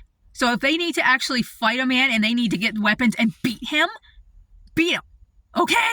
Because there are men out here who actually, that's what they actually need, okay? They're going to keep coming in here and messing with women because women aren't going to kill them and beat them. Like, they know that. That's why you got those men who are just super, like, aggressive on women when they say no, and then this man's like, but date me. No, but date me. No, but don't. Like, they're doing that because if that was a man and he went up to a man and said, date me, and man says no, you won't hear another but date me, because if he goes but date me, that other man is going to punch him in the face and probably rip out his jugular. Okay? Like, that's what's going to happen. So basically, though, there are select male types where it's like, they actually need the violence to be like, get the fuck out.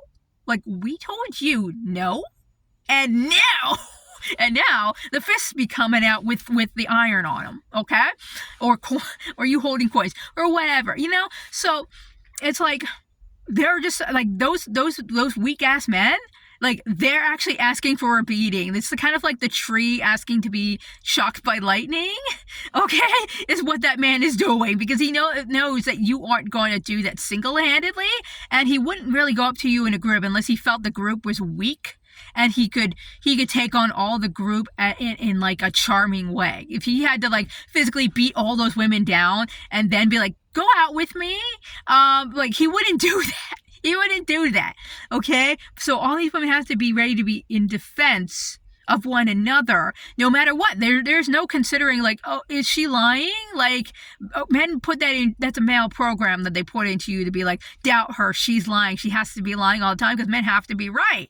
They have to be right, because this good man in the wild that I met, he had to be right, and he had to be good. He had to be right and he had to be good. And like, if I wasn't going to concede on any of those things for him, like, he didn't want to talk to me. He's like, you don't understand. You don't understand. I'm like, oh, I understand perfectly. Not only do I understand more perfectly than you, I'm giving you all the examples of things that are a reflection of what you're telling me. I understand the entire workout here, and I can make an entire thesis page for you. I understand you completely. But he's all like, no, you don't. I'm special. No, you don't. It's unlikely, because I'm special. Like, he wouldn't do it. He wouldn't do it. So it's like, women need to actually move differently. And frankly, the Lion Pride is one way that we can do this, where it's multiple women all with each other, cohabitating, living together, dropping each other off at works. You know, carpooling together and dropping each other off at work. Like, there could be a lot of ways that you could flex this to make this work, but you also all have to support each other. Because if you're in a group and you're women and you're all in a group and you don't do your inner work, you are no good. You are absolutely no good. You will let a man divide you. You will let dick come between you. You will do all of that shit, and then you're all gonna eat each other, okay? Or you're gonna establish cliques, or you're gonna establish mean girls, or you're gonna establish popular girls, and all that is a masculine system. That's all male systems. That's all male hierarchy systems here that you're cosplaying and thinking that this is a woman's thing. It's not. You're a man. You're a man. Okay? And men treat you as a man. Okay? Men are treating you as men, and you women are treating a man as if he's a woman. Y'all can't help it. We can't. Once you see it, you don't unsee it, okay? But you're giving them all the grace you should be giving your women.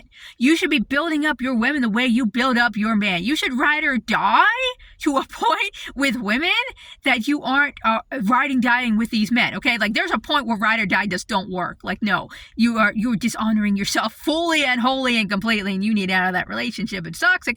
But if you had to be a ride or die or Barbara the Builder, get a woman to do it. To build her up. Make it a fucking experiment, why don't you? How high can you build that woman? And if you can build that woman as high or higher than you would have built your ex, okay? Make a fucking service out of it, woman. Get online. I will come to your house. I will live there and I will build you up in 6 fucking months. Pay me $3,000 and I've got the receipts all ready to prove it because I did a lot of free service or whatever. You know, like, I don't know. But like, I charged $300 for these clients in the past to live here and build them up and actually work my system. Let me work my system for you. Barbara's here to build. Or Ride or Die is here to help you achieve whatever. I will ride or die for you for being your cheerleader at work to make sure you get that promotion. Let me come over to your house once a week for a Ride or Die session. One-on-one brain power. Let's get the conversation going, ladies. Okay, like, fuck, we could make money off of that too. Build fucking women. Okay? Build fucking women. Like, honestly. Women have transferable skills to one another, but you've got to start seeing each other as enemies. You've got to work on all the internal programs out here that are meant to divide you, and all that media. Don't be feeding your girls that media anymore. Disney especially here, like, all these narratives about women, witches trying to come after your girls is basically patriarchy showing little girls from a young age, you've got to depend on the man. He will come and save you, and he will guide you through all the darkness and the monsters and save you from the dragon. But that crone, that witch, she's trying to get you. She's trying to pull us apart, man. She's trying to pull us apart. No, she's trying to save your ass from this abusing man, who will turn out to be a rapist pedophile in the next hidden story that they don't tell you about. Okay? Okay? Look at the fucking source material for Disney movies. Sleeping Beauty was a rapist thing. Okay, that prince raped her, had 3 children with her. Okay, he finds an unconscious woman and rapes her. But we turned this into a love story. Sorry. No, those stories weren't made for children. They were made to inform people, basically inform women and children that men be creepy. And you just stay the fuck away from them, I mean, frankly, and that was even done back in some of the eras where it's like their version of waking up children was to molest them. Like that was their thing. That was how they did it in those society days too. So it's like, okay, but it's just like, so they had some fucking fucked up cultural things that they did, but it's just like, okay, so sometimes those stories came out of those fucking eras, and still, even they're just like, stay away from men. Even they're like, stay away from men, Okay, so it's like the commonality here is you stay away from men, because even men don't want to do this shit. All the shit that they do to women, they won't do it to a man. Unless they view him as a man that's on the lower rungs beneath him. But even at some point, that expires. A homeless man is not going to get all the shit that a man who's above him gets, because he's considered at a child's level now, and not necessarily always worth going after, because actually men going after and pedoing children is far better of an option than them going after and raping a homeless man. Okay? Like, they don't want him at any point in time until he's climbed up a ladder rung or two, to like get to where he can now be considered competition again. Like, he's just like the living dead down there, but he still has advantages, It's just he's the living dead, and men aren't really interested in competing with him or peacocking with him. Now, men who are also homeless on that lower scale, absolutely, yeah, they're gonna do that. But men above that scale, they're like, no, we're not gonna do that. Like, basically, that guy's down in the gladiatorial pits when he gets to a certain rung on the ladder. Okay, he only has the competition and the issues of the men at that lower levels. He doesn't have the ones on top of him on top of that. Unlike the men who are in that little gap above him, they've got both going on from both ends too. He's got the phantom man worry of being homeless, plus he's got the actual shit going on here between men in his ladder rung region. Okay, so he's got it both. But at the tippy top of that ladder rung, you've got the other thing going on where a very, very, very, very rich man has the phantoms of the lower men on that rung, like next ones down from him, coming up to get his place and take his spot. And he has the actual men he's with on his actual rung also competing with him and making war with him. And meanwhile, all the women up here are human shields, they're all human shields. And they do a bunch of other functions too, but one of their primary roles is to make sure that her man is protected. She's the shield maiden from the other men trying to climb that rung. And she's like, I'm going to keep you down, or we're going to do spycraft on you, and we're going to figure out a way to keep you down there. I'm going to figure out the way to keep you down there. And then I'm going to tell my husband, hey, look, there's certain moves that you need to make right now, so that these lower rung men don't usurp you, So she's intelligent. And then she also tells him how to do that maneuvering, and then he does it, and he goes, I'm so smart. I did that maneuvering all by myself, completely omitting the fact that the whole idea came from her, and he was just executing her plan. This is why giving, action, and receiving are all masculine energy artifacts. They're not feminine energy artifacts, they're masculine energy artifacts. So when men go, you're receptive, sorry, no, that's a masculine energy item. That's not woman's. Like, she's not receptive. That's a masculine energy item that she's using, which she needs to use. Okay, like, but in the whole there's gender black and white roles that men in the patriarchy like to pretend exist. Okay, if he's gonna be like feminine only for you, then okay, she doesn't actually need to be receptive, because that's a masculine energy item. Okay, but I mean, we're supposed to use both. Your body uses both, like, thousands and trillions of times a day. There's masculine energy, there's feminine energy, and then there's the non-binary energy that I'm calling it, that toggles. It toggles depending on what energy state you're in. So it's like, yeah, our non-binary friends are also represented here, and our trans friends too, because you have to toggle it. So our trans friends are also represented here too on the energy scale. Sorry, y'all have been existing since time immemorial. It's just matriarchy's made room for you, and patriarchies absolutely don't. Okay? Like, you've always been natural, you always existed. So patriarchy will tell you otherwise because they want to pretend otherwise. But damn, like, there's some great history out there with gays and trans and intersex as well. Some wild shit out there in history that they're never going to tell you about. They're never going to tell you all the shit that they did and accomplished. They're not going to do that.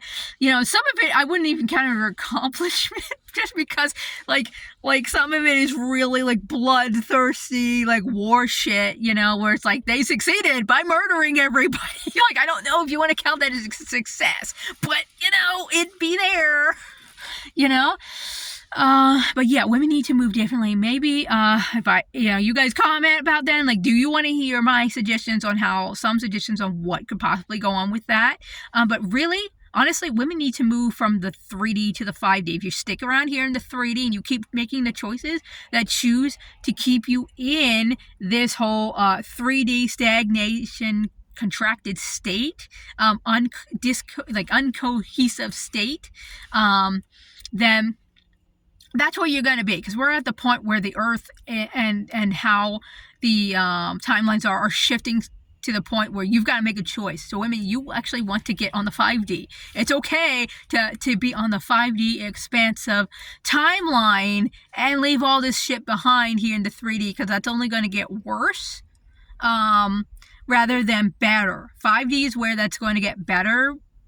But we may not have a lot of men meeting us there, and that's absolutely fine, because you don't need that many. Because remember, one man can make 8 bajillion children, okay? Like, really, he can make thousands and thousands of children. You don't need that many men, okay? To have it going forward, okay? You don't need that, because when you have too many of them, you get this type of violence shit.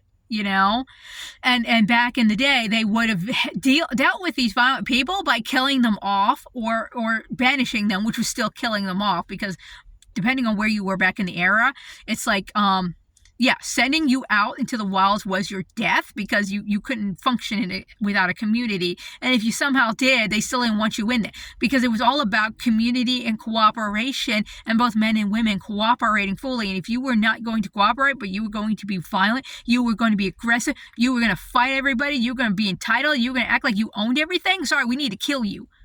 You are not what we need here. You are a divisionary force that we actually do not need here, and we have no use for you. Like, we can use you in a war, but if we got to the point where there's a war, we failed. And we have a bunch of men and women already here that can fight the war. We don't need you. Like, literally. But under patriarchy, they're all like, we are the only thing you need, because we are the most dangerous thing out here. And the whole circle of logic is, we create the danger, we'll protect you from the danger, but then they don't even protect you from the danger, okay? Which is themselves and other men, just like them, that they cultivated in the negative male culture, okay? So it's like, yeah, the system is the problem, and also all the programming that goes with it. So yeah, collapsing is actually a positive thing, is actually a good thing, it's a needed thing. Yet people also need to improve themselves so that they can actually build the next stage, the next civilization that comes on after this. Because there's always a tomorrow. Sorry, evangelicalists and all the Bible-thumping people. Once Revelation happens and once the end times happens, there's a tomorrow, and you're probably going to be in it, unfortunately. But you're probably going to be in it, unfortunately, for all of us. And then I guess what? You're going to go through, like, massive depression or something? I don't know. But either way, it's like, there is a tomorrow. There's always a tomorrow. And since your soul is immortal, like, it's like, that's not going to die. Like, that's not going to change. It's just, whether you have a Bible belief or not, it's like your soul's immortal. You don't need a Bible of patriarchy backup man here. You don't need the wingman to the patriarchy called religion to be just fine, okay? Because you're fine already, all right? About the only religion, quote unquote religion, you could go to at this point that isn't backing up the patriarchy would be witchcraft. Witchcraft is the only one because they're hyper independent beings, and they're like, your craft is your own. You don't have to follow anything any single witch does, because all witches are different and all witches have their own beliefs and what they will or won't do. Like, it's so independent, it's not even a religion in the way that patriarchy has religion. So I'm like, but if you wanted to count under religion, because like they are the most persecuted religious bloc still, it's like, yeah, you would be a witch, okay?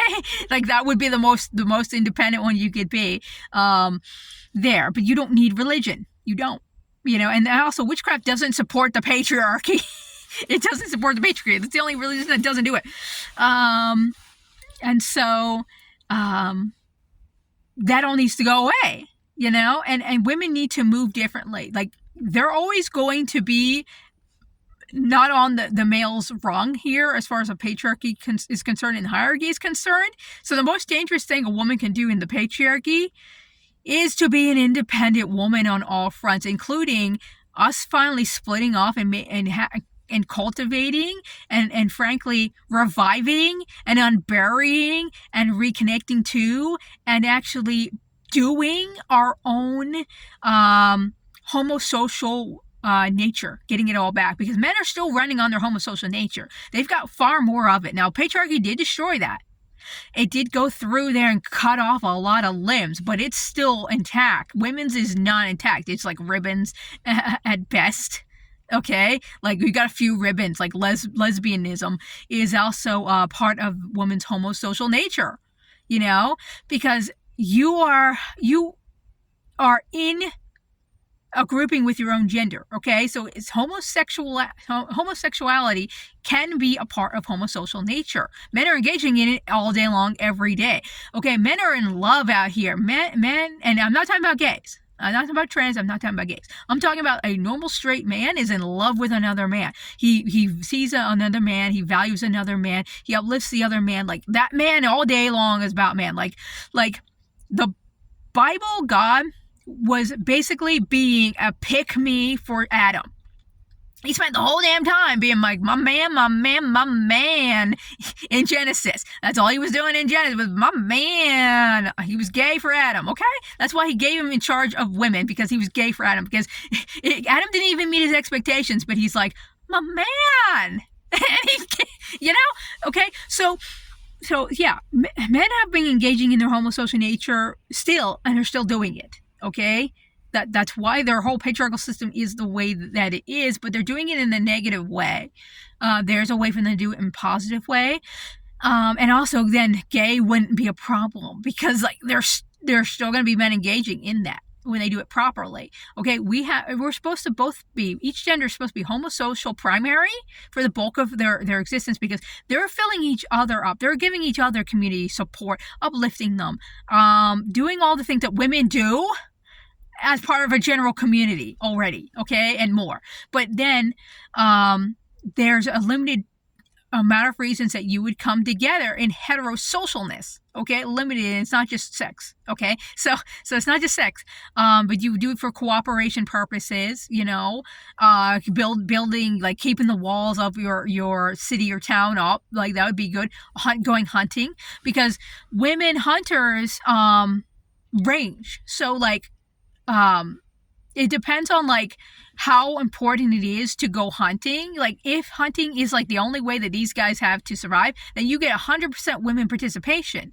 If it's like, okay, we're splitting it up between some foraging and some hunting, we've seen 30% of women be hunters, okay? And they're specialists, is what we've noticed, is women hunters are specialists. They're nearly all specialists. So they're carrying more stones, or they're carrying more equipment.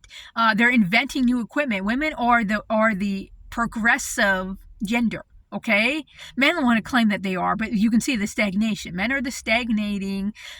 They've also changed the word stagnation to traditional. They've also changed the word stagnating to be conservative. Okay, that's all cute code word for stagnation. Men want to be stagnant. Okay, they love it. And so basically we've seen throughout history in these cultures where it's just like, yeah, the men are holding the same kids as they started with. They're retiring at age 30. And then they have to go into the community, be part of the community at that point. Meanwhile, the women hunters are still out here hunting. They've dropped 5 children and they're still hunting. Okay, like they're not stopped by having to do all of that. Like, they'll take time out and recover. Yes, they're not going to be stupid. They're going to take their time off and recover, but they're going to go back out and hunt again. Death is the only reason that they weren't hunting, and routinely they were always bringing back more and more food than the men were anyway. So it's like women are the inventors in this society. Women are bringing in more tools and carrying more things in their kits, or carrying very specific things for specific times of year to make sure that they get unique game, and they're deliberately going after these things, you know?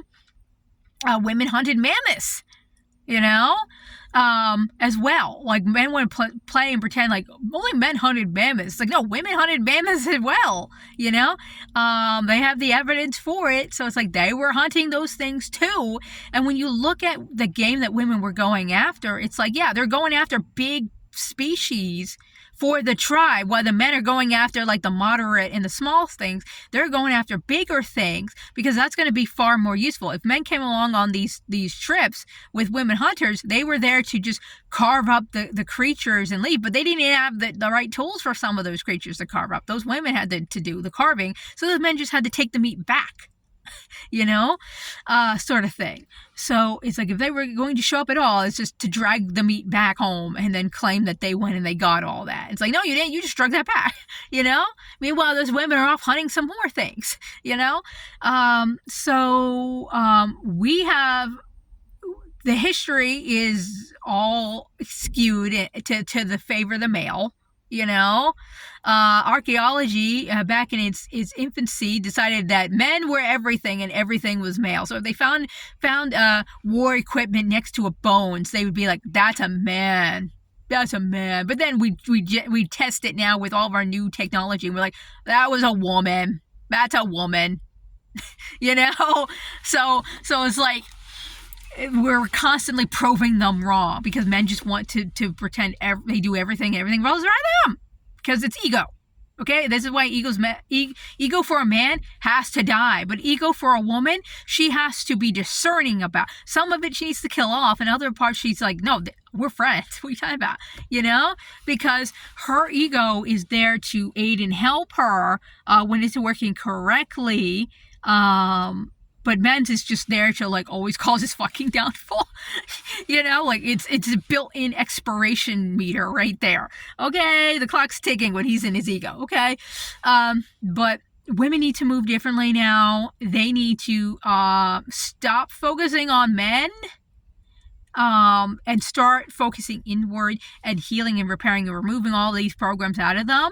And they also need to heal their inner masculine and feminine natures, because getting them right, because I actually did a whole thing where I'm like, okay, this is a feminine energy artifact, this is a masculine energy artifact, this is a neutral one. So it's like I actually was going through that, and I think after I did 50 items, you know, for each list, I'm like 100 items here between them. I'm like, I could keep going forever and ever and ever and ever, but really the point is your body moves and uses masculine and feminine energy so rapidly and so quickly. And it starts with the feminine energy, by the way. It starts in the unconscious, and the feminine energy, that is the unconscious, before it is given instruction. It gives the instruction to the masculine energy. He takes that, he receives that, he runs that baton to the next node, to the next feminine energy, and she decodes it, and she goes through it, and she's like, okay, here's the plan for how to do that. She gives it to another man, he runs it, you know, on and on and on, to the point that we end up getting to like, I move my hands, and we think that's the action, and we think that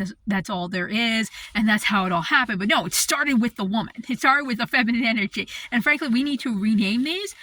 I think men actually named the energies what they were. I think under the matriarchy, these held no name. I don't think they held names. They could have held vibrational frequencies or feelings, but they were not named this. The reason why men named them masculine energy, feminine energy was so they could conflate the two and say masculine energy equals man, feminine energy equals female. And what then they did is they switched things between these two and said this is a female energy thing, like reception, being receptive is a feminine energy and you need to be receiving. It's like, no, that's a masculine thing. That's a masculine energy item. Then that means the man has to be receptive. This is why men don't listen. They don't listen because it's like them listening is part of their positive male culture. Them listening is part of that culture and a part of that nature. Okay, them listening deeply is part of that. So then they gave women a lot of stuff, like teenage girls. They go, you have a curfew. I'm sorry, but we need to now switch that. Boys have a curfew now. They have to be in before sundown. They're locked up. Like, we get all the men off the streets so women can go out if they want to and not be harmed or harassed or killed. Like, that makes sense. It doesn't make sense to do that to women. And in the Victorian era, they did that with no respectable women past sundown. Like, that was literally in their culture where, remember, they taught social empathy to men and women. Okay, but in this culture of social empathy, they're like, no, respectable woman will be out after sundown. Why? Because that was the man's wild hour, where basically if he found a woman outside, he could rape and kill her. Okay, because these men are already out here whoring, as basically him whoring himself out to do this, drinking, fighting with each other. Like, basically it's the same man. He just had a better outfit and he had far more roles in the daytime and social empathy he had to uphold. Now we have a bunch of men who don't have social empathy, who aren't taught to do that, who aren't incentivized to do that, in order to even get laid or get married. And so they're out here not being disciplined, and the last vestige of their discipline went out in like the 90s, where they're like, why do we have to open doors for women? Why do we have to be nice to women? Why do we have to hold back our anger and our emotions? Like, men don't actually have to hold back their anger and emotions, but they don't need to kill women, beat them up, and beat one another up. They don't have to do that. There's other ways to work on those emotions that a man doesn't want to do. He just doesn't want to do it. So but you can have emotions. You're supposed to have emotions. In fact, men are so emotional. Like, part of their reason on earth here is to actually get their emotions stable. Like, that's literally part of it. Like, the worst thing you can be under a patriarchy is a woman, and the worst thing you can be under a matriarchy is an undisciplined man. So we aren't even having the same discussion. So men's discipline is what saves lives, is essentially what this tells you, okay? Men having discipline in all areas of his life, not just sexually, not doing it as a performance like he's doing right now. He's just doing it as a performance. No, it's like it has to be in his being to do this. And when you finally see rare men who actually it is in their being to do this, then like you can tell the difference. You can tell the difference where it's like it's in his being to be gentle. It's in his being to be nurturing. It's in his being to provide. Like, it's his fucking soul. He's providing all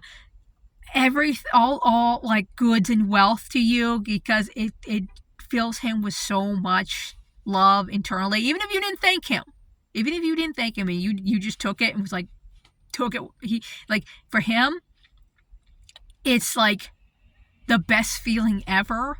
It's gives him pride. It gives him a purpose. It gives him a very special feeling inside of him that it full body. If this is a man who actually this is his way and his actual nature. Meanwhile, patriarchy men out here in their low natures and in their low male culture are all like, if I perform that, I get a good feeling out of this, Like, lady, put me on life support. Give me some of your feminine energy, why don't you? I'll punch you in the face. Like, seriously. Like, that man be on life support. He's like, I need the air. Give me a thing. Like, he'd be dying out here. So he might get, like, as that guy was saying, he's like, oh, I get a good feeling. But see, he was on life fucking support.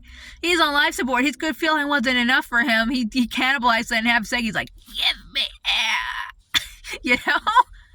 And when she went and do it, it's like, I guess I'm gonna have to kill you. Let me huff in some oxygen of rage and let me kill you.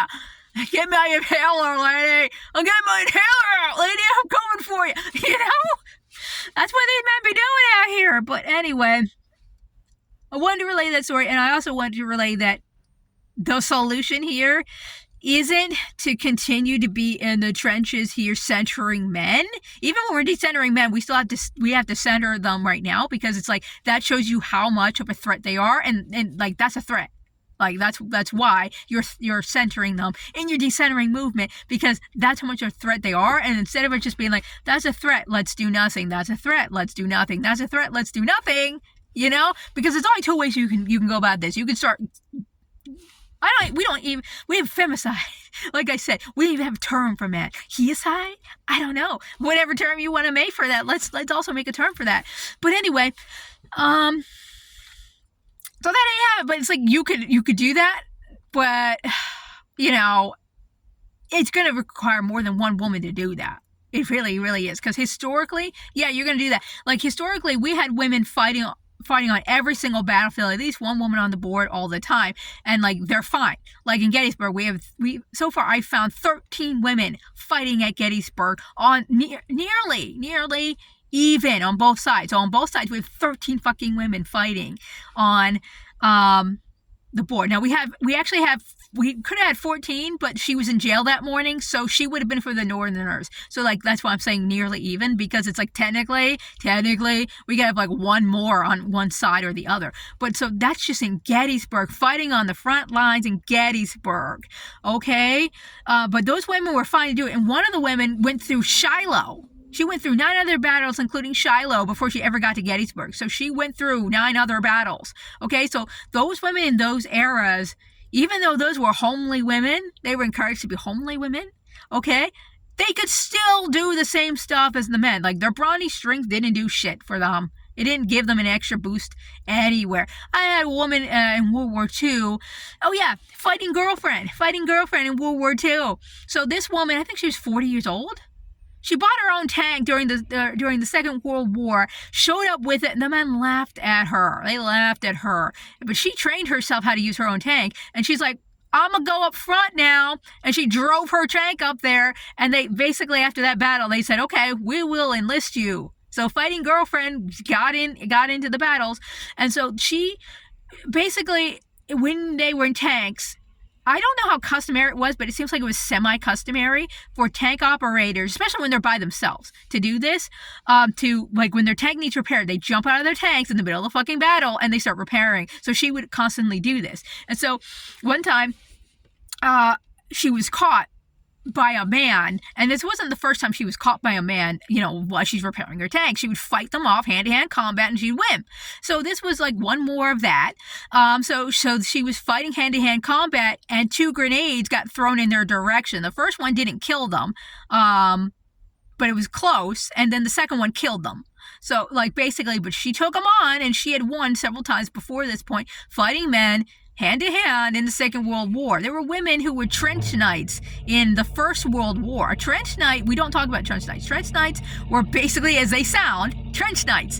They were in the trenches, and they would wear armor. This is why they were called knights. And then some of them would actually wield weapons like swords and daggers and shit to fight off people who come into the trenches. And so there were women trench fighters as well. I don't even remember the male YouTuber who finally found a female trench knight armor set. He paid thousands to get this. He paid thousands to get her armor because they're so fucking rare. Because after the war, they didn't preserve them. They were like female knights. It's a female item. They destroyed them.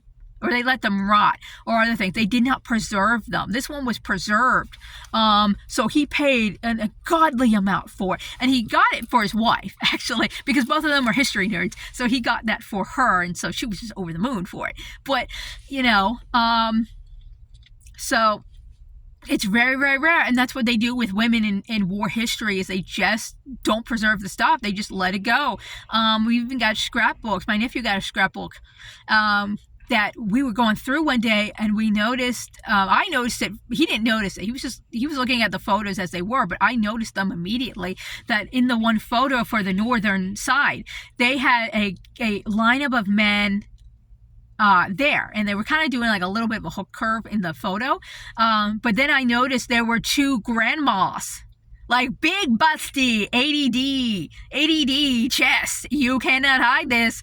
It's like, they have huge uniforms on, which I'd heard that's what women were doing, just making the uniforms more bulky. And so, but you could tell these 60-year-old grandmas were out here in uniform, chucking it up and having fun with these men, and they took the photograph.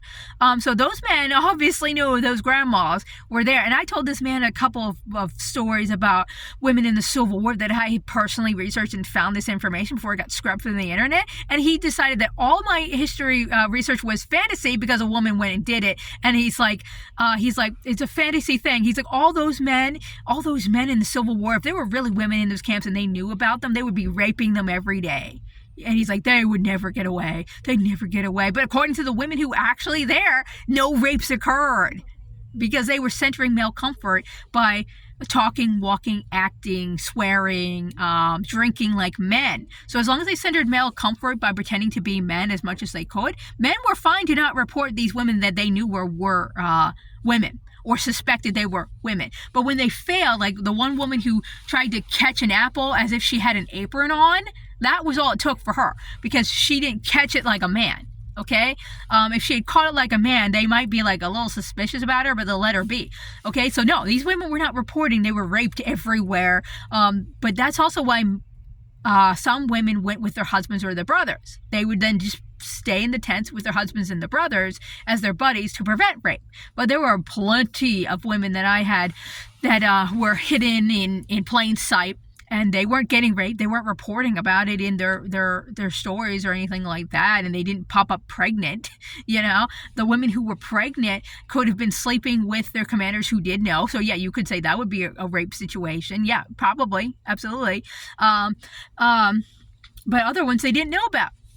Like this one guy, he was like, what good is having a sergeant when they give birth? Because she was a very dependable sergeant for him all the way up until she gave birth, and he did not know she was pregnant.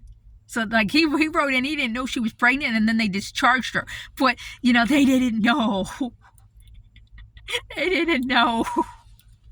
And then, of course, there's women who slept with their husbands before they joined. Then they joined and they were pregnant. So like, you know, and then they're like, hide the pregnancy. And then they're like soldiers dropping and giving birth, you know? So they had those sort of things there, but they didn't have, like, in the stories that I found, there weren't women who were like, oh yeah, I was raped and then I just stayed in and kept enlisting. No, like if they were pregnant, if they became pregnant over the battle, is because they were with their husbands, or they fell in love with like their commanding officer or their general, you know, and it seemed like it was consensual, you know. But then again, we can always make the argument, really, was it? Yeah, we can always make the argument, absolutely. But still, they were there, they were fighting, they were dying, and they should be honored with plaques and everything else. Gettysburg should have a plaque. Not a single plaque of that in Gettysburg. Not a single one. Now, they do have one for that one woman who dug all those graves for the soldiers, but she was following patriarchal norms. She was the good girl, homely wife, homely girlfriend, homely whoever the fuck. I don't remember if she was a wife or daughter, but either way, once the war broke out, she just like, I got a lantern and I got a shovel, I'll bury them. So she was just burying them, and then they gave her an honor, and they have a statue of her, but nothing of the 13 women plus who were fighting at Gettysburg. Nowadays, through walking tours, you can get a couple of the walking tour people who will talk about it, but they frame it around girl power. Like, they take away the statement immediately and they go, girl power! You know? So I guess they're improving? I don't know. But either way, like, he called all my stuff fantasy and made up in mythos because how dare there actually be women in history? Because he doesn't know. He ain't gonna look it up. And then I told him about a verifiable fact he could look up easy. I'm like, all this stuff got scrubbed from the internet, but I got one for you. That man who went to D-Day with his sword and his bagpipe and his bow and arrow. I'm like, there's a photograph of him on the D-Day beach. He's like, that man died. That man died. Because he really needed to believe that this man died, and all my stuff was fantasy. So he's like, no, that man with all the machine guns, he died. I'm like, no, dude, he went through the battle, he survived the battle, and he also led like a group of men, I think it was like 300 or 3,000, one of those two, on a raid, and they called it Project Archer. I'm like, I'm sorry, but he was alive 2 weeks later, and they did Project Archer. I'm like, go look it up. And I'm like, I gave him the Project Archer name for him to go look it up, but he wasn't gonna look it up because he needed to be right. He needed to have his ego, like the way that he needed it all to match what he wanted. And in his world, he's the victim, and in his world, everybody's against him, and in his world, he determines what facts are true and what facts are not true. You know? So I'm like, I'm not going to prove it to you. I'm not going to go get my laptop and go through all the stuff that I recorded about it. I'm like, I'm not going to do that for you. No, not sorry. But it's like, this is actual historical stuff. So, and he's like, it doesn't matter if they're cosplaying soldiers in the Civil War for a reenactment. It's all made up anyways. I'm like, it matters to them. They're doing historical reenactment. And so when women actors come up as soldiers on both sides of the fence, they're being stalked, harassed by both fellow reenactors and the public. Okay, I'm like, that's why it matters. It matters for those women's safety that they can continue to show up year after year and represent the 13 women plus who were fighting and dying at Gettysburg. I'm like, that's historical accuracy, not woke revisionism like patriarchy tells you. I'm like, no, historical woke revision, like anti-feminist revisionary history has been all of history. Anti-feminine, anti-woman history has been all of history. Okay, they wrote these women out. They keep them out, and the History Channel always keeps them out. All official documents about the war, when they write these books and they sell them at Gettysburg, they're like the official history book of the full completeness of the Civil War. It's like, no, it's not. Did you conclude the 13 women plus? No, you haven't even mentioned them. Not even a paragraph, not even a smidge. No, they aren't mentioned. But you did mention the cheerleader variety of women out there who basically, I don't remember what this unit is called, but you occasionally see them on the battlefield, where these are teenage girls to young women, so about like 25 at most. They would get on horses, they would dress in the uniforms of the Union soldiers, because that's usually where you would see them. They would parade around the camp on their horses, and then they would leave, and shortly after that, they would kick off the battles. These women were just the color guard of the era, okay? They were the inspirational waifu tokens of the era. And like, that's what they talked about. They talked about that. They didn't talk about all the women through all of the Civil War in all the different places where they held every single job you can imagine. Demolition expert, spies, like, they did everything.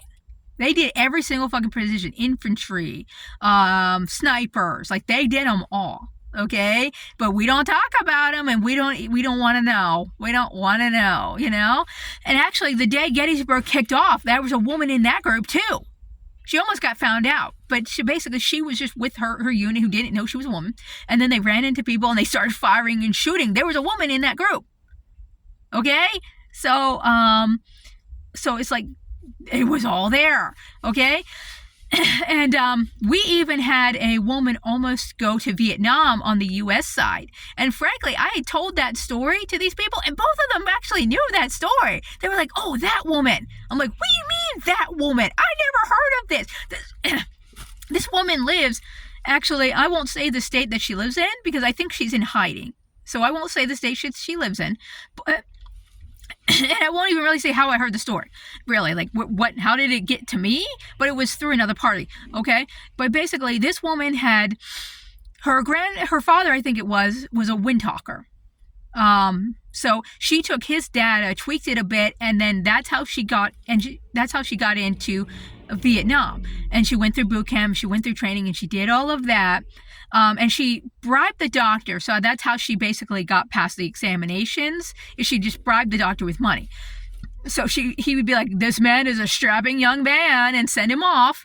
And so she got to the beach on Vietnam, and one day before her unit was to deploy is when the attack occurred, and then she was found out during the attack because she'd fallen into water, I think it was, and then that basically revealed her. So then they're like, then she went under her father's name, and then they're like, okay, you're clearly a woman, you clearly aren't supposed to be here, we will send you home with honorary discharge with PTSD from this battle. So they sent her back, but she still gets a pension to this day. She gets to use her male name to this day, and her male name is called out in all the honors too. So when they talk about, here's all the men in this group, she's listed but as a man.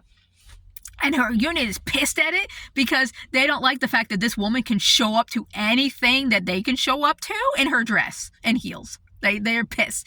They don't like it. So, but these two had heard about her. They had heard about her story. I'm like, you what? You heard about her story? And then, 15 minutes later, he's calling it fantasy. He's like, yeah, that's fantasy. That's made up. But he had told me just before that point that he knew who she was too. And then now he's like, it's fantasy. It's made up. It's la la land. And it's unicorns and fairies because a woman's saying it. It's like, yeah, okay. But yeah, so as you can see, this is one of those men, good man, all man, an egoic man here, that we like. That only appeared in my reality because of where I was in the energetics. So basically women need to that's one more thing that they need to work on out here. But that will improve everything for them, because if we stop focusing on these men and we focus on ourselves, that's where the energy is going to go. And this energy currency is a feminine energy artifact, people.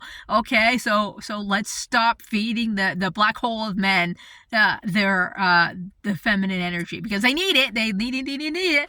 Okay, because he's not going to repair all the damage he did to himself. There are men who are doing that, but they aren't the all men, and they're not even the ones we're talking about, and they wouldn't be getting in here and being offended by it. Okay, so like you can generalize all you want for men, because men absolutely generalize for all women, because any man who says not all man is an all man.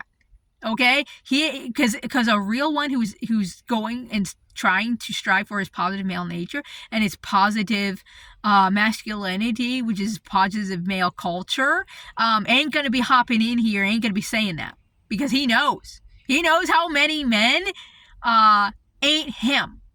Okay, so he knows how many men ain't him. If you want to see an example of a man who's trying, you would look at the public offender. And I'll put in the description his actual tag name, because there might be other public offender names out there. Because I think there's some numbers after it. Like when he actually on his YouTube channel, it's a public offender numbers. So I'm going to go ahead and just put that under reference in the description. If you want to see a man, what looks like a man who's trying, okay? He's learning, he's trying, he's improving. He went from the all-man stage. To now he's in like the mid-grade stage. He's trying to strive to work on his PhD to get him into the College of Positive Male Nature and Positive Male Culture, but he doesn't know what it is either, because patriarchy dissolved that. They dissolved that. So the men have to reclaim that. Women have to reclaim their entire damn structures and their culture and their systems and their natures. Men out here only have to figure out what the fuck is positive male nature and culture, and like his ego's got to die. And he's got to submit to women. Like, that's what he's got to do. Like, those are like three big things there. And all of that crushes the patriarchy, because the pillars of both men and women uphold the table of patriarchy. But if women dissolve first, men cannot stand alone, and they will crack. And it's also why they will fight and kill and do Witch Trial 2.0. Right now, we're in the pre-times of Witch Trial 2.0, ladies, just so you know. Like, 4 years before the witch trials kicked off, they were changing their Bibles to be like, women are the most lustful objects in all of humanity. You men must save all of mankind from their temptation. All women in your household, you must chain and you must beat daily for the sake of all men, and to keep these lustful monsters and and at bay and drag them into church every Sunday. And so shockingly, it didn't work. So then they decided to move on to the murder part to try to keep patriarchy, because all those women were doing was nothing more than what women are doing now. They're waking up to male nature and the negative male nature that's all around them, that these men are predators, that these men want to kill them and own them. They want to be slave masters to them, and these women are like, I don't want to be your slave, fuck you, And so I'm showing the independence despite all the laws and regulations on them that said you can't work for the same pay as a man. All your pay goes to your male relatives. If you work in these industries, we will arrest you. Like, basically, as you can see, it's like mirroring. And so we're in that pre-part. And then men are going to move to the last card that males have, is violence, death, and murder. For a 3D world, anyways. So for a 3D world, that's what they're going to do. Now, in a 5D world, that doesn't exist. Okay? These men aren't like this, and it doesn't exist. But if you're going to go to the 3D man track,